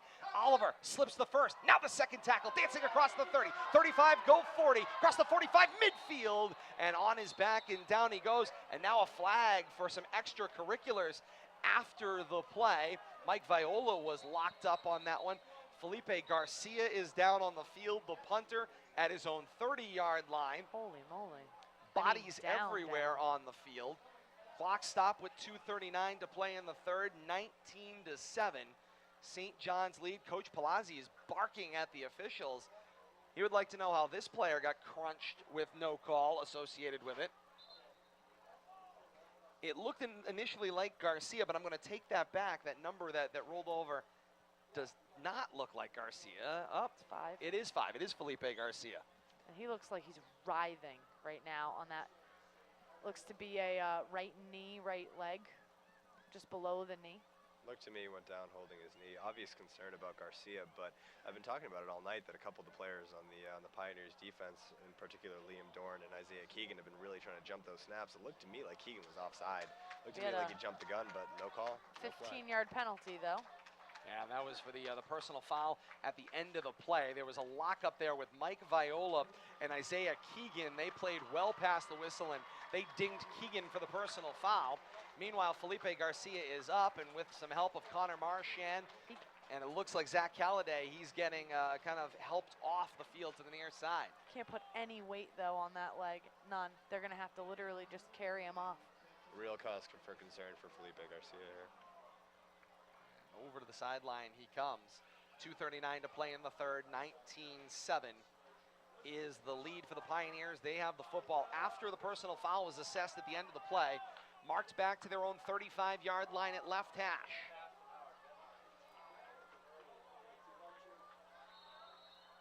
First down, 10 to go.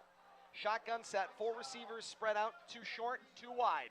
Oliver switches sides to the left side of Buceglia, and here's the snap. And the give is for Oliver. He goes to the right side of the formation, collides with one of his blockers in Neil Nasuti across the 40-yard line and brought down at the 42.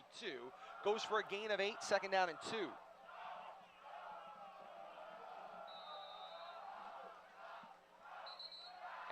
Some whistles from the near sideline.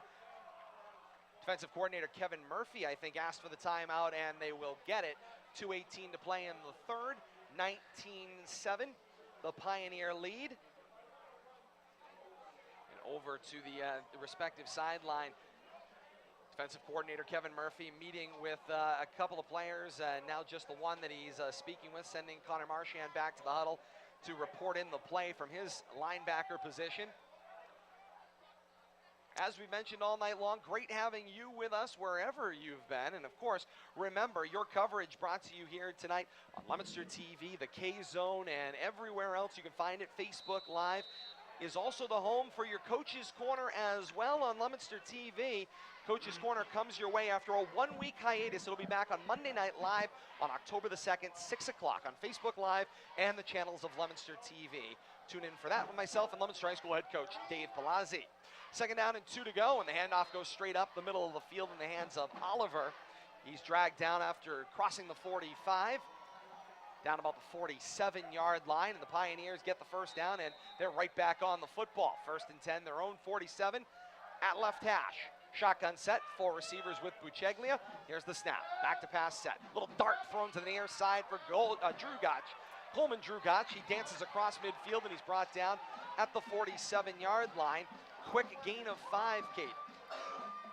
I had a question for you. Not. So, Oh we got to boy. work on that signal, Well, you know. The old elbow means I want to talk. No, I did. Never mind. You two are married? We are indeed. No, that's a lie. Fake throw out to the right, pass complete in the hands of the track star, Eamon Dennis. Dennis dragging a defender with him, crossing the 40-yard line and dragged down about the 39. The only difficult part, I mean, is that when he throws it to me, I'm not talented enough. If I have a question, that the mind goes blank. And so I just sit here and drool, essentially. No. Now. Neither am I. I feel your pain. Yeah, exactly. Hey, I'm just guessing here. 1st and 10.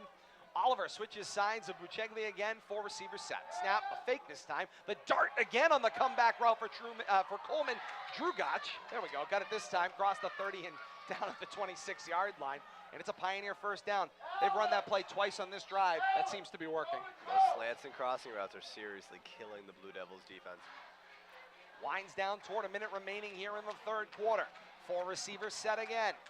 Oliver with Bucheglia. Back to pass with some time. Up the center of the field. They had their man beat. The pass will fall incomplete. New receiver in the game is Mark Cheffers. Gets his first look tonight. He had beat his man down the middle of the field, and Bucheglia overthrew him.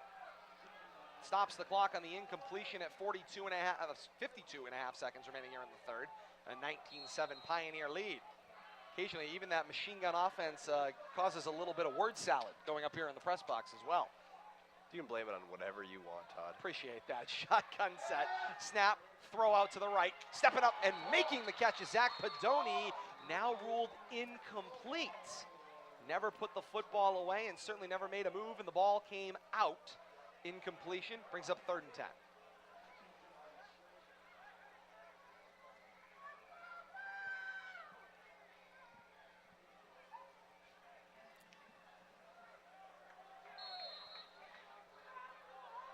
Ball just shy of the Blue Devil 25-yard line, middle of the field. Pioneers need to move the football to the Blue Devil 16 for the first down. 3 receivers at the open side left, single receiver wide to the right. Oliver just behind Bucheglia. The snap. Bucheglia hanging in the pocket, got some time. Nobody open though. He's going to roll out with his legs. Looks, throws toward the sideline pass is caught out of bounds. Ruled incomplete. Missed Drugach. Drugach was wide open, streaking across the 10 into the red zone. It just seems like the Blue Devils are losing the battles in the trenches now. They can't get the push on offense. They're getting no penetration from their defensive line. And it brings up a 4th down and 10 to go for the Pioneers. Blue Devil 26-yard line. Need to move it to the 16 for the first down. And they are not close enough for field goal range for Nick Palermo. Pioneers are going to go for it. The big red machine there, student section, getting behind him. 3 receivers, open side to the left. Bucheglia the snap. Fake the handoff to Oliver. Time, middle of the field. Slant is incomplete. Eamon Dennis, the intended receiver, in and out of his hands. Turnover on downs, and the ball's going back the other way in the hands of Leominster. The defense makes the stand there right on the border of scoring territory. You tell me the defense makes a stand, and I say they caught a break. Eamon Dennis had the ball in his breadbasket, and he just dropped it. But Cheglia, once again, had tons of time to throw, and that's been the problem these last couple of drives for the Blue Devils. They're getting no penetration. They're letting Bacheglia just stand back there, survey the field, and pick them apart. Coach Palazzi giving our head referee Andy Sirocco a piece of his mind, and he gets waved back across the 25. Now the wrong package is on the field. Brian Rodriguez is not in at this Wildcat quarterback spot. Gallagher is on the field. The little flip inside, I believe that was Couch, who takes the ball up the middle of the field, crosses the 25 to the 27. Coach Palazzi tried the change of pace, went to the Wildcat, and his Wildcat quarterback got subbed out on the field. He was over on the sideline, and Gallagher had to run the Wildcat. Just seems like everything is going wrong for Leominster in the second half. Is this a case of maybe St. John's finally hit their stride with speed, and now Leominster's playing a little too fast for themselves? Hold that thought. Third quarter comes to an end. 19-7, Pioneers with the lead. Teams change ends in the all-important fourth quarter of action. When we come back, you're listening to Leominster High School football on the K-Zone, WPKZ. Bonus coverage for our viewers here on Leominster TV at the end of three quarters.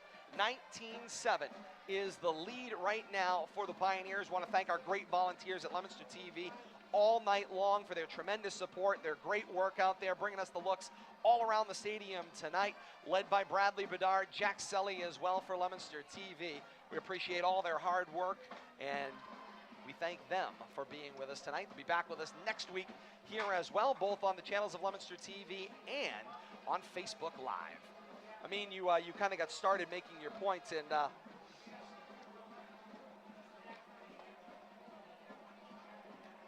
welcoming you back here on the K-Zone for the start of the all-important fourth quarter of action. Todd Robbins with Kate Robbins and Amin Torrey as well. Final 11 minutes up on the scoreboard, 19-7. Is the lead right now for the Pioneers. And Amin, before we went to the break, you started to make a point, and I had to cut you off. Actually, you've set me up and Yeah, then cut me off twice in the last 35 seconds. And I'm honestly, I'm just wondering why I'm here. No. Don't be like a jilted lover. You're doing just fine here.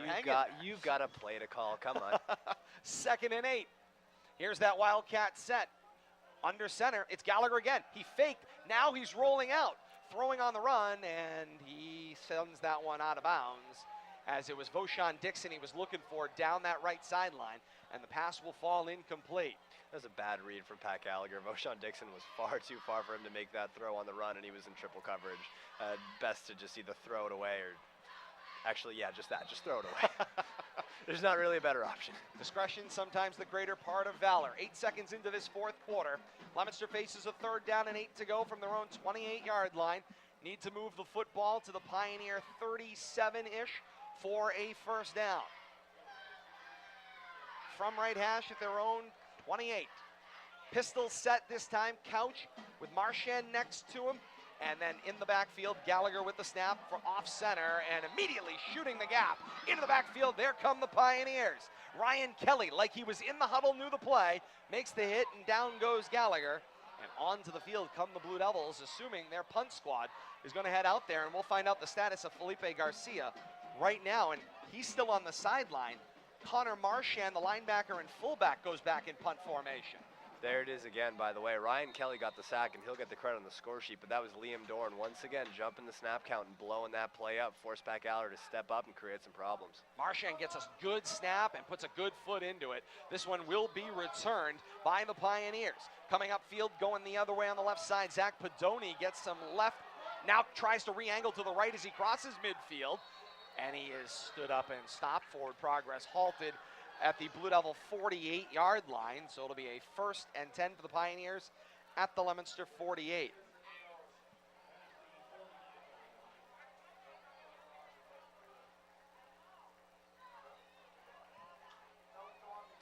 The punting and kicking game in high school just, hey, which of you played soccer? Okay, yeah, you. Go kick the thing. And by which of you played soccer, we mean sometime in your lifetime, not recently. You played goalie and little kickers? Awesome. 1st down and 10 to go. Mark officially the Blue Devil 49. There come the Pioneers left to right, and now there is a timeout taken. Leominster, only 10 men on the field. They got to grab a timeout here, and that was a great catch by the coaching staff up here on high, letting the coaches down on the field know. And Coach Palazzi looks at the sideline and goes, hey, we got to have the right package on the field. And that involves 11 players. We talked earlier about my struggles in calculus. Listen, counting's hard. It's very difficult. It can be. I've never been able to figure out how you'd know whether you were on the field or not. I mean, that's just me. I mean, I see it all the time when Aaron Rodgers and Tom Brady catch guys coming off the field and 12 men on the field penalties. I'm like, is he on? Is he off? Is he on? What constitutes a sideline? Some guy's 5 feet from the sideline, but he's not on. And this is why I prefer soccer. Full timeout here with 10:01 to play in the fourth quarter and a 19-7 Pioneer lead. It's time for our power player of the second half. You have choices when it comes to energy providers, and Blue Rock Energy offers solid choices, excellent customer relationships, and evolving solutions to meet your needs. More details online at bluerockenergy.com. Blue Rock Energy powers our power player of the second half. Amin, who stood out for you here thus far in the second half? Do I have to talk about the Blue Devils? You can talk about anybody you like. Listen, I think Liam Doran's been causing a lot of problems for the Blue Devils offensive line on the defensive side of the ball for the Pioneers. On 1st and 10, Peter Oliver gets the handoff and some room, and now runs away from everybody. End zone. Touchdown Pioneers. Peter Oliver had an initial hit probably 5 yards after the line, bounced off of it and rolled and ran away from the pack. Can I change my pick? You can. Hey, that guy. The guy with the ball. Yeah, that guy. that guy looks like he's good.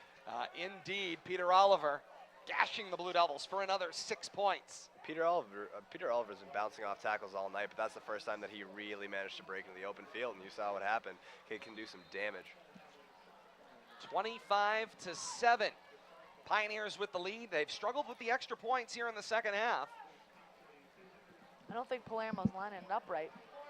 So they're going Palmero for 2 instead. is not on the field. They're going to go for 2. Told you. He was struggling from the sideline to get it lined up. His arm-waving technique's become a problem. Puceglia with the snap. Handoff went on the inside. Looked like 22 on the carry there.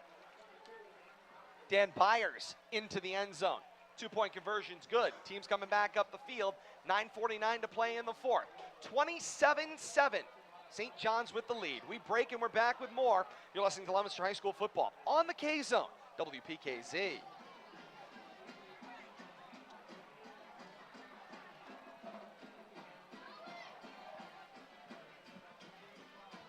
Bonus coverage for our viewers on Leominster TV. Anytime you want to talk. I thought you were gonna Kate start talking. doing a great job there. I'm actually getting ready for our next segment on the radio side. Remember, anytime radio steps away, we're Todd with stops you. talking. On Leominster TV. Yeah, instead Todd pulls out his phone and starts Snapchatting instead. I don't do Snapchat. They know that. Indeed. Palermo, though, bringing out that That very was epic. impressive arm again. Can As, I just say something? We pay you too much. And we welcome you back on the K-Zone as well.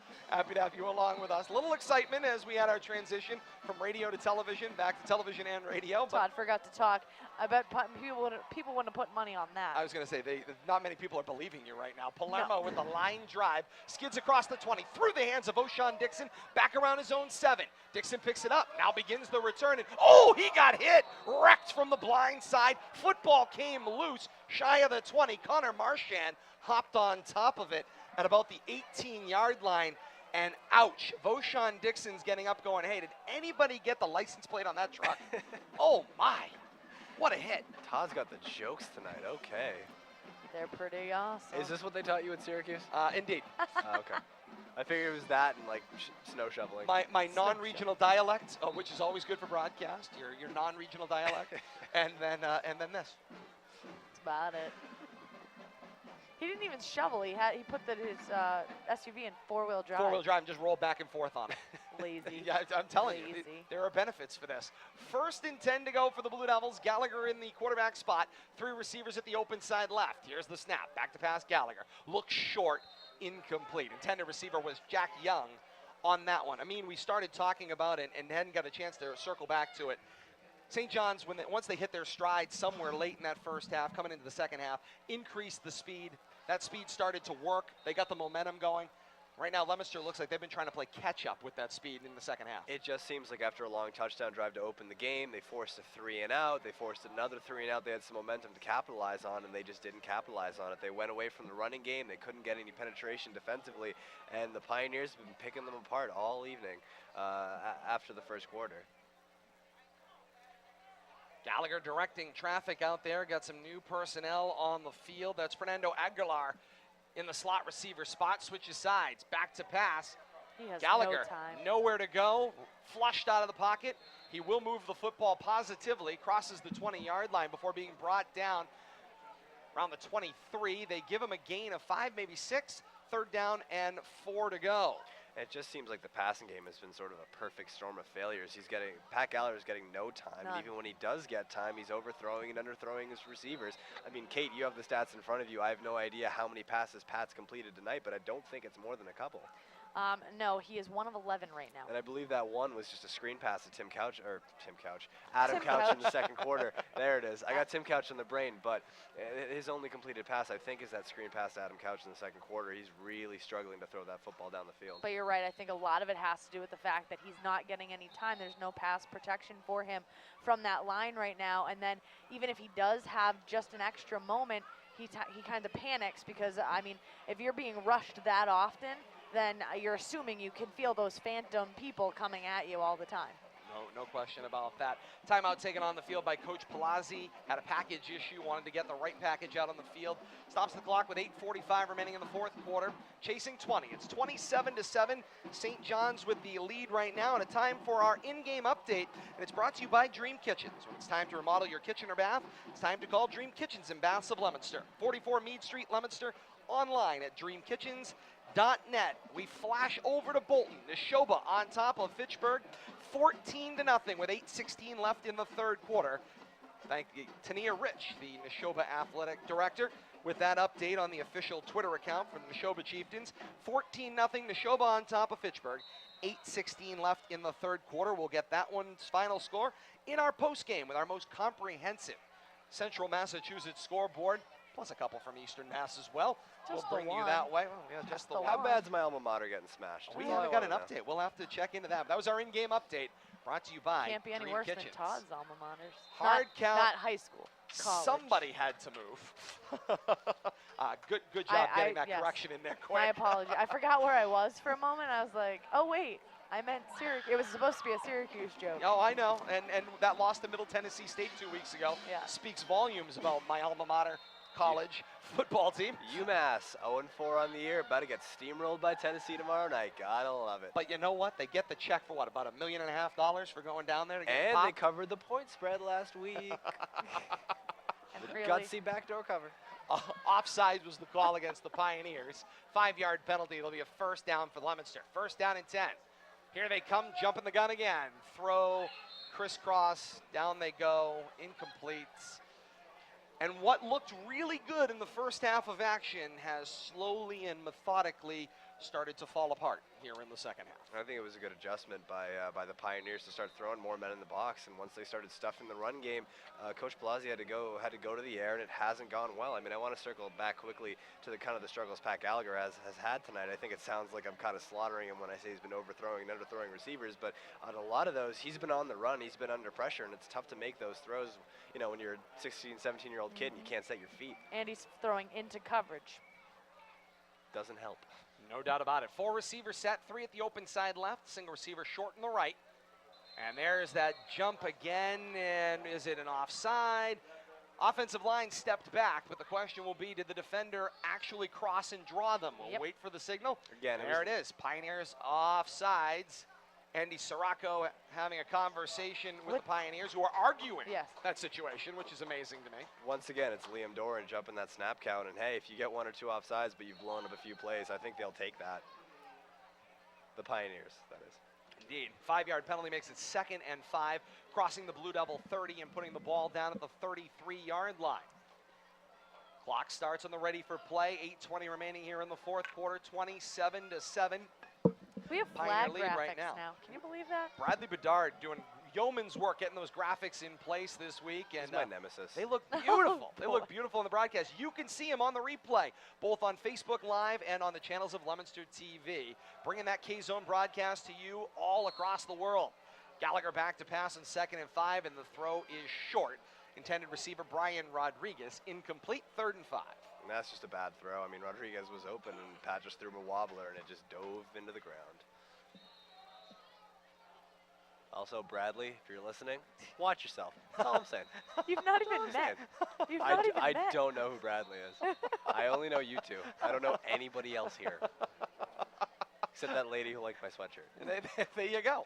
Timeout taken on the field. 8 minutes flat remaining here in the 4th quarter. 27-7.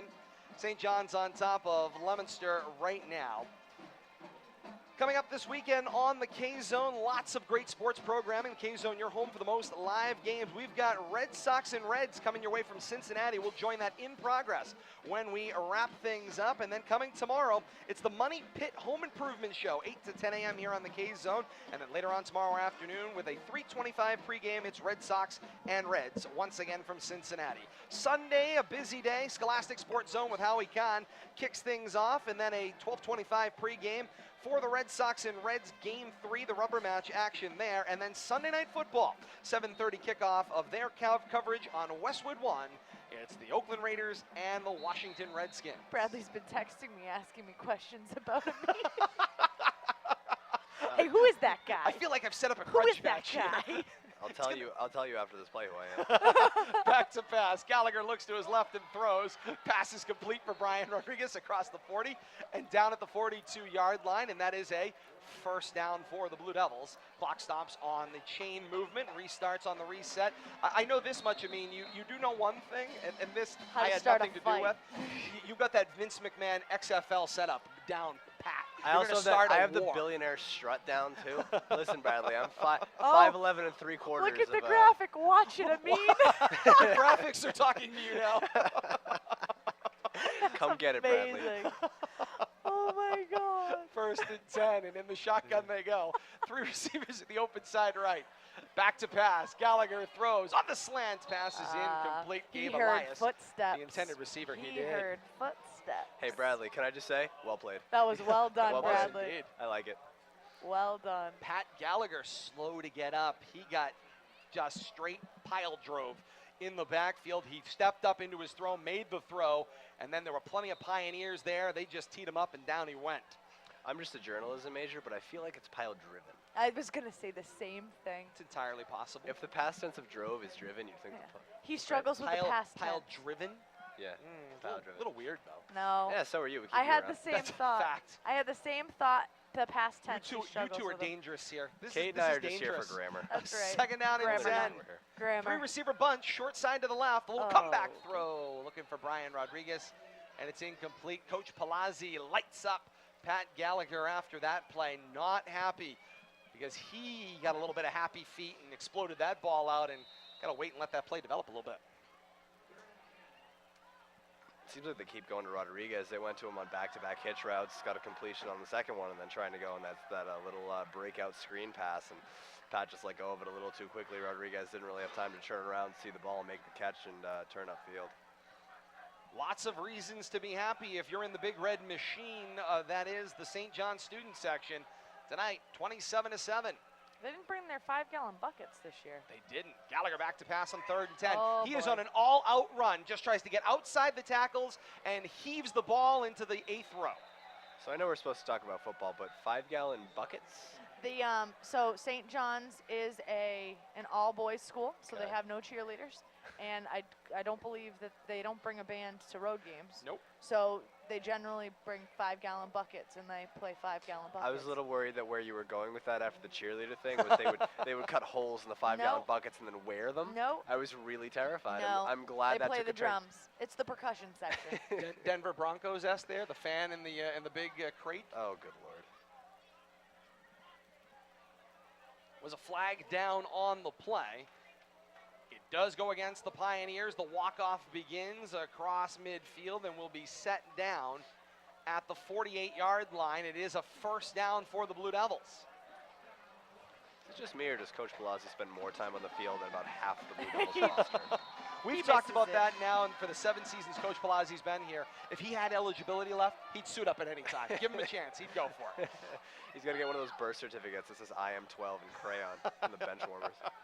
Back to pass. Gallagher snaps a throw out, complete in the hands of Brian Rodriguez. And Rodriguez is dragged down at the Pioneer 41-yard line.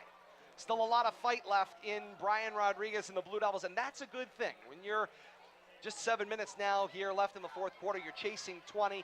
Clock's certainly not your friend, but if you've got that passion, you've got that fight. That's that Blue Devil football we've heard people talking about week in and week out. If you're willing to stay in the football game, there's always a puncher's chance. They keep going to Brian Rodriguez and those little hitch routes on the left sideline. The Pioneers haven't made an adjustment yet. Let's see if those quick throws, those quick completions might give Pat a little bit of confidence to start throwing the ball downfield. Second down, 3 to go. Ball at the 41-yard line. Leominster going right to left to right for those of you joining us on Leominster TV. Shotgun set, couch in the backfield, 3 receivers at the open side right. Here comes a 3-man blitz. Throw back at the line. Pass is incomplete. Couch was the intended receiver there. And Gallagher's trying, but man, they are coming. They keep trying to run that breakout screen, and every time the Pioneers are sitting in a nickel defense, they're dropping 7 guys back. There's only 4 people rushing, and there are 7 people still left to tackle Adam Couch. And so It seems just as if there are 20 people playing defense right now. Right? Just with the amount of bodies, everybody's seemingly covered. And how fast everyone's getting there. I agree with you, Kate. You do? I do. Hey, thanks. Oh That's my like the God. first time tonight we've agreed. And on that note, I will No, see no. you guys later. Amin, good to see you. Happy you with us. Oh, your curfew's 9:30, buddy. Yeah, my curfew is nice. I'm aware. I'm an adult with a curfew. I hope you gave Dad the station ID so that he can listen on his way in. He's No. probably Third pretty- down and 3 to pretty go. mortified. Rolling out, it's Gallagher with the throw. Short of his intended target. It was Brian Rodriguez this time on the open side right of the formation. And it brings up a 4th down and about 4 to go. Blue Devils will snap from the Pioneer 41. They need to move it to the 43 for the first down. If you were wondering, my dad is actually probably just listening to some combination of like Pink Floyd and like the Alan Parsons Project But on his way up here. Nothing wrong with that. No football. Check that, the 37 for the first down. My dad's old. No, By the no, no. Good Not, man. not even close. He's 55. That is so young. That's the speed limit. That is so young. He's like on death's door. No, he's not. no. Oh, good grief. But I mean, granted, now Amin thinks I'm on death's door at 32. So Did I who are just we kidding? insult half our audience? I'm sorry. More than More than half half. of I'm our sorry. audience. They liked you till that Till moment. right then. The snap, give it to Justice Reynolds. Reynolds turns on the afterburners. He crosses 20, tiptoes along the sideline. He's still alive, and he's in the end zone. It's a Blue Devil touchdown, and there's a flag down at the end of the play as they kept chasing Justice Reynolds all the way out toward Morton Street before they made contact with him. 42 yards to pay dirt for Justice Reynolds. That's called getting in the game and making a difference when you get a touch. Pioneers sent the house. Justice Reynolds broke through, and there was no one on the second level to take him down. And yet Jamison Carroll decided to throw him out the back of the end zone anyway. So I assume that flag will be enforced in the kickoff and might put St. John's in a tough spot on the next drive. And referee Andy Sirocco was going to report out the signal, but now he wants to make sure he has the details correct. Personal foul. It is a signal against the Pioneers. Touchdown is good. The 15 yards will be assessed on the kickoff. Good timing for the Blue Devils to be the beneficiary of that one. 5:55 to play in the fourth quarter. 27-13. Snap ball down, and Pablo Rodriguez rings it through. Makes a use of that left upright, and over the bar it is. Heck of a job by Pat Gallagher handling a tough snap and getting the ball down for Rodriguez. 5:55 to play in the fourth quarter. 27-14. The Pioneer lead. Teams coming back upfield. More to come. You're listening to Leominster High School football on the K-Zone, WPKZ.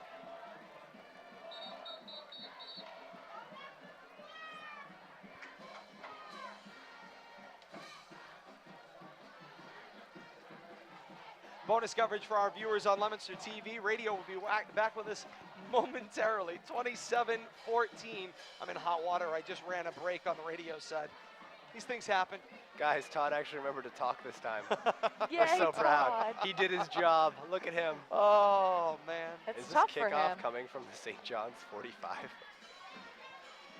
Is my math right? It is. Okay. Back to historic Doyle Field on the K-Zone. Todd Robbins with Kate Robbins and Amin Tori. Happy to have you along with us. 27-14 St. John's over Leominster. Leominster's going to kick the football, and after the 15-yard personal foul, the tee is going to be set down at the Pioneer 45-yard line. So field position will certainly favor Leominster on this one. Be interesting to see what they elect to do. And Coach Palazzi has to grab a timeout. He's on fire. When is he not? Yeah, they had the right number of players on the field. Maybe just not the right lineup as far as where those players were set off. And Coach Palazzi talking to Mario Meza, special teams coach over here on the near sideline. And now that pack gets sent back out onto the field, they're ready to go pretty quickly. The message was received, whatever it was. It's all about momentum here for the Blue Devils after a big touchdown, big play. If they can pin the Pioneers deep and they can get a stop here, 13's a lot to chase in 6 minutes, but they need some momentum and they need it soon. Those graphics over there from LTV are absolutely gorgeous. Well done, everybody. Ooh, onside kick. Onside kick attempt, and it never quite made the big hop they were hoping for. Right to the Pioneers and right to their up man in this case with their hands team in there. It was Zach Pedoni. Pedoni will drop on the football at about the 33, maybe the 34-yard line. The penalty does make a difference there because instead of giving them the football around midfield on that onside kick attempt, you're giving them the football around their own 35. That's not terrible. You're a glass half full kind of guy. I'm a glass half empty kind of guy. It seems like they kind of bailed them out of having some pretty tough field position if they just chose to kick it deep. But 6 minutes left, down by 2 touchdowns. Got to take some chances. Got to risk it to get the proverbial biscuit. Indeed. Ooh, I like that. I got rhymes. First down and 10 at the 34. Here's the snap. And the handoff made. And around corner goes 22 on the carry there. It's Dan Byers as he turns left corner, crossing the 45. He's pulled down somewhere around the 46-yard line. And it's a Pioneer first down kick. Biscuit in the basket. Yes. You guys are the Biscuit brothers. We're the Biscuit right now. brothers right there. I did not teach that one in my class. Very sad. You didn't teach anything Just for the in your record. class. Oh, that was now mean. you got to take that back. You got to take that back right now. Absolutely not. Your success on Quattro Quattro and subsequent success right here, I might have had something to do with. Quattro. Here's the handoff to Byers, God. who runs his way toward midfield, stumbling his way for about 3 more yards. Can I tell you something? It's been 2 years. I still cannot believe you let us name our sports radio show Quattro Quattro, which meant literally nothing at all. It was 4 guys. Doesn't mean anything. There were 4 segments. It worked for me. And no, it was 4 major sports, not 4 segments. Come on, Todd. Get with it. Here's the snap. Back to pass. Buceglia. Slant. Trying to jump the route. It was Mike Viola. He got the pop, but he couldn't put the ball away. The pass will fall incomplete. And it'll bring up 3rd down at midfield. That was a great read by Mike Viola. Just couldn't quite jump the route to grab the interception. And frankly, there was a lot of space on that right side. That could have been a pick 6. That would have been huge for Leominster. Big 3rd down right here for St. John's. 3rd and 7. Buceglia is back to pass. Middle of field. Got a receiver there. He hits him. Across the middle of the field. Ooh, and a big block frees him up. Backpedaling into the end zone. Don't recommend that maneuver. That was Mark Cheffers with the catch. He's in the end zone for a Pioneer touchdown. A little cheesy there on the 50-yard toss and catch. Backpedaling into the end zone. Coach Palazzi is following the crew chief, Andy Sirocco, down the field. That's a little bit showy. I'm curious if he's upset about the celebration or Danny Cabrera getting hit up high. Oh, boy. There was a meeting of the officials that had gone downfield on the play. No flags came out after the play, but crew chief Sirocco looking for an explanation, assumedly, so he can relay that to Coach Palazzi over on the near sideline. Line it up again. Lining it up. Yeah, here they come. First time in a while Extra point. they've tried this. Okay, now I got jokes. Ball down. Palermo puts the foot into it, and it's up on the hill. Team's Hey, coming Todd, back up the field. Don't take a break. I'm going to hold it here. Hey, 4:44 to play in the 4th. I'm done signaling you haven't listened. St. John's with the lead, 33-14 right now here on the K-Zone and Leominster TV. Leominster right now with just the 4:44 left. Got to look at the inevitable here, likely on their way to an 0-3 record. And a few years ago, an 0-3 record did result in a team that could turn around, qualify in the playoffs, and make a little noise going deep. So certainly not a season that's over by any stretch of the imagination, but life doesn't get any easier. Shrewsbury comes in here next week. They've had a good season thus far. Haven't been able to get an update out there thus far as to how they're doing with Groton Dunstable tonight. Formidable opponent.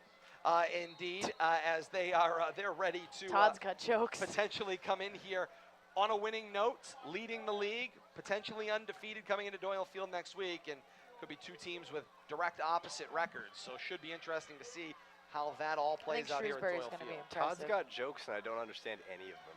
It's all right. I'm not from around You don't here. have to. That's a local thing. Local knowledge needed. Ball skips Well, up the not center of again. the field. Brian Rodriguez is chasing it back into his own end zone, and he kneels on the football. Touchback will be the signal. Ball coming out for the Blue Devils. 4:38 to play in the fourth quarter. 34-14. Pioneers with the lead right now here at historic Doyle Field. And at this point, this will be Leominster's first loss in the league, potentially, with the next 4:38 to play. Not ideal when you have 6 league games that you have to play, and the team that has to play the least amount in your league only has to play 2, or your division, excuse me. But Leominster at this point, with 5 wins in the league, certainly would make themselves playoff eligible. 4 wins gets a little bit hairy. So certainly not a lot of room for error even this early in the season. Are we just going to spend the next couple weeks complaining about scheduling? I've been complaining about it since the week before we started. When Okay. Todd finds a soapbox, he I loves his make soapbox. great use of that soapbox. And anytime I can get something in on the MIAA, I'm happy to do it. Back to pass. Pass thrown complete out in the hands of Brian Rodriguez. He's dancing back and forth across the 25. And finally, the Pioneers gang tackle shows up, and down he goes after a gain of 7. Once again, Gallagher hooking up with Rodriguez. It seems like he's the only guy he can find on either those quick outs or those quick hitches on the sidelines. Brings up a second down and about 3 to go. Blue Devils need to move the football to their own 30-yard line for a first down.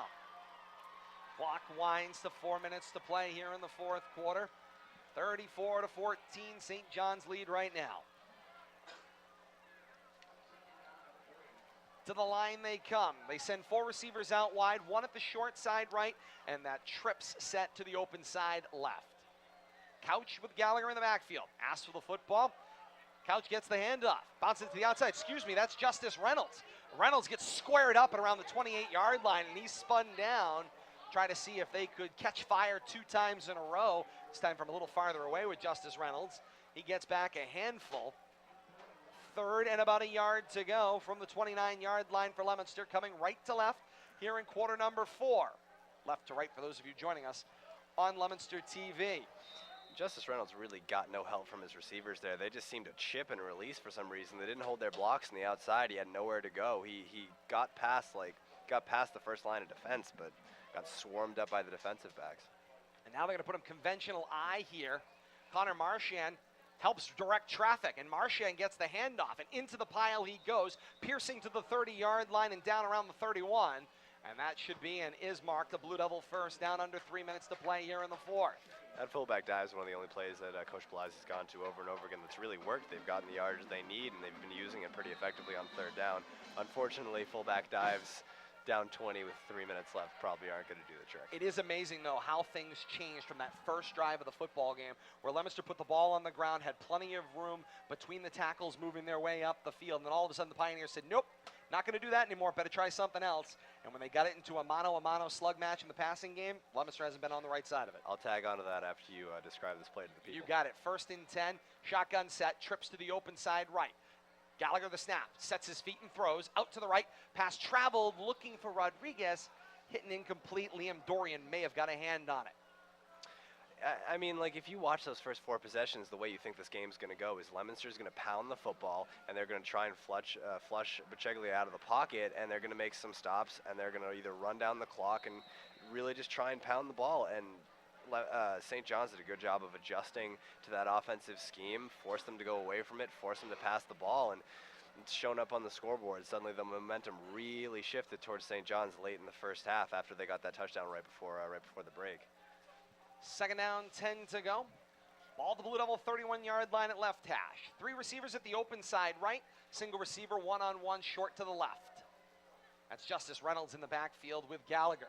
Back to pass. Gallagher gets flushed. He tucks. He's going to run. 35, go 40. And they hop on his back and drive him down at the 45-yard line. It is a Blue Devil first down. Gallagher is slow to get up. I think his arm, no, check that. Jack Young, who was out in front of that pack, went down. He was blocking out in front. That arm, I think, maybe got tucked underneath him as he got brought to the ground. And he'll come over to the near sideline. Can I just say, Brian Rodriguez, they kind of keep leaving him open. It seems like they're just kind of content to let him sit in the flats wide open all day. If you want that 3-yard completion, you can take that 3-yard completion. That's not going to beat us right now. And Gallagher keeps going to it, but just seems like you got to huck it downfield if you want anything to happen there. Gallagher breaks his huddle and comes to the line. 3 receivers set this time, 2 backs in the backfield, offer maybe a little bit of help. No, now they're going to shift Justice Reynolds, slot to the right. Gallagher in the gun, standing in his own 40. Asks for the ball in 1st and 10. Back to pass with some time. Happy feet, snaps the throw into triple coverage, incomplete. Gabe Elias, the intended receiver. It's a pretty bad read from Pat Gallagher there, and he is Gallagher's helmet is off. Here comes Coach Palazzi in to defend his quarterback. That got a little ugly at the end of the play. I didn't see who from the Pioneers was locked up with him. No flags thrown by the officials. Can he go back into the game? Does he have to stay out for a play? If they tore his helmet off, I don't think they're going to hold him out for a play. And if they do, Coach Palazzi is going to have a bird over here on the near sideline. Looks like you're right. I feel like he's going to have a bird anyway. Indeed. 1:13 to play here in the 4th quarter. 34-14 is St. John's lead. And now there's whistles, and here comes the back judge in to have the conversation. The umpire, they signal ready for play. Can I just say, I don't know what having a bird means. I can guess from context clues, but I have no idea what that means. It looks a little bit like it, but not quite. Okay. Could have been worse. 2nd down and 10, shotgun set, 4 receivers, 2 short on the left. Here's the snap, back to pass. Throw for Gallagher, was looking for Rodriguez, who was running a go route. He threw the comeback hitch, and it was almost intercepted on the near sideline. St. John's fans heading out early. Yes, they are. Long ride back to Shrewsbury. They seem to actually be forming up around the tunnel area. Oh, no. Which is certainly going to make things interesting at the end of this one. Yep. Pioneer fans are forming a wall on either side of the tunnel in the corner to our far right. Now, of course, if they disappear after their team goes through the tunnel, no big deal. Not suspecting that's going to be the case. Going to be interesting to see if we get a little assistance here from some personnel at the stadium. Have never seen this before. We'll keep an eye on that. Little comeback screen. Gallagher finds Brian Rodriguez, middle of the field. He gets team tackled across midfield and down at the 47-yard line. That seemed like a pretty obvious horse collar tackle from behind on Rodriguez there, but referees content to keep the flag in the pocket and let the clock run out. And the last seconds are going to run off the clock here at historic Doyle Field. And now it's the game after the game we'll keep an eye on. 34-14, Pioneers are going to be a winner. They're going to improve their record. It'll continue to stay perfect. 3-0 here on this season right now. And for the Blue Devils, an 0-3 start.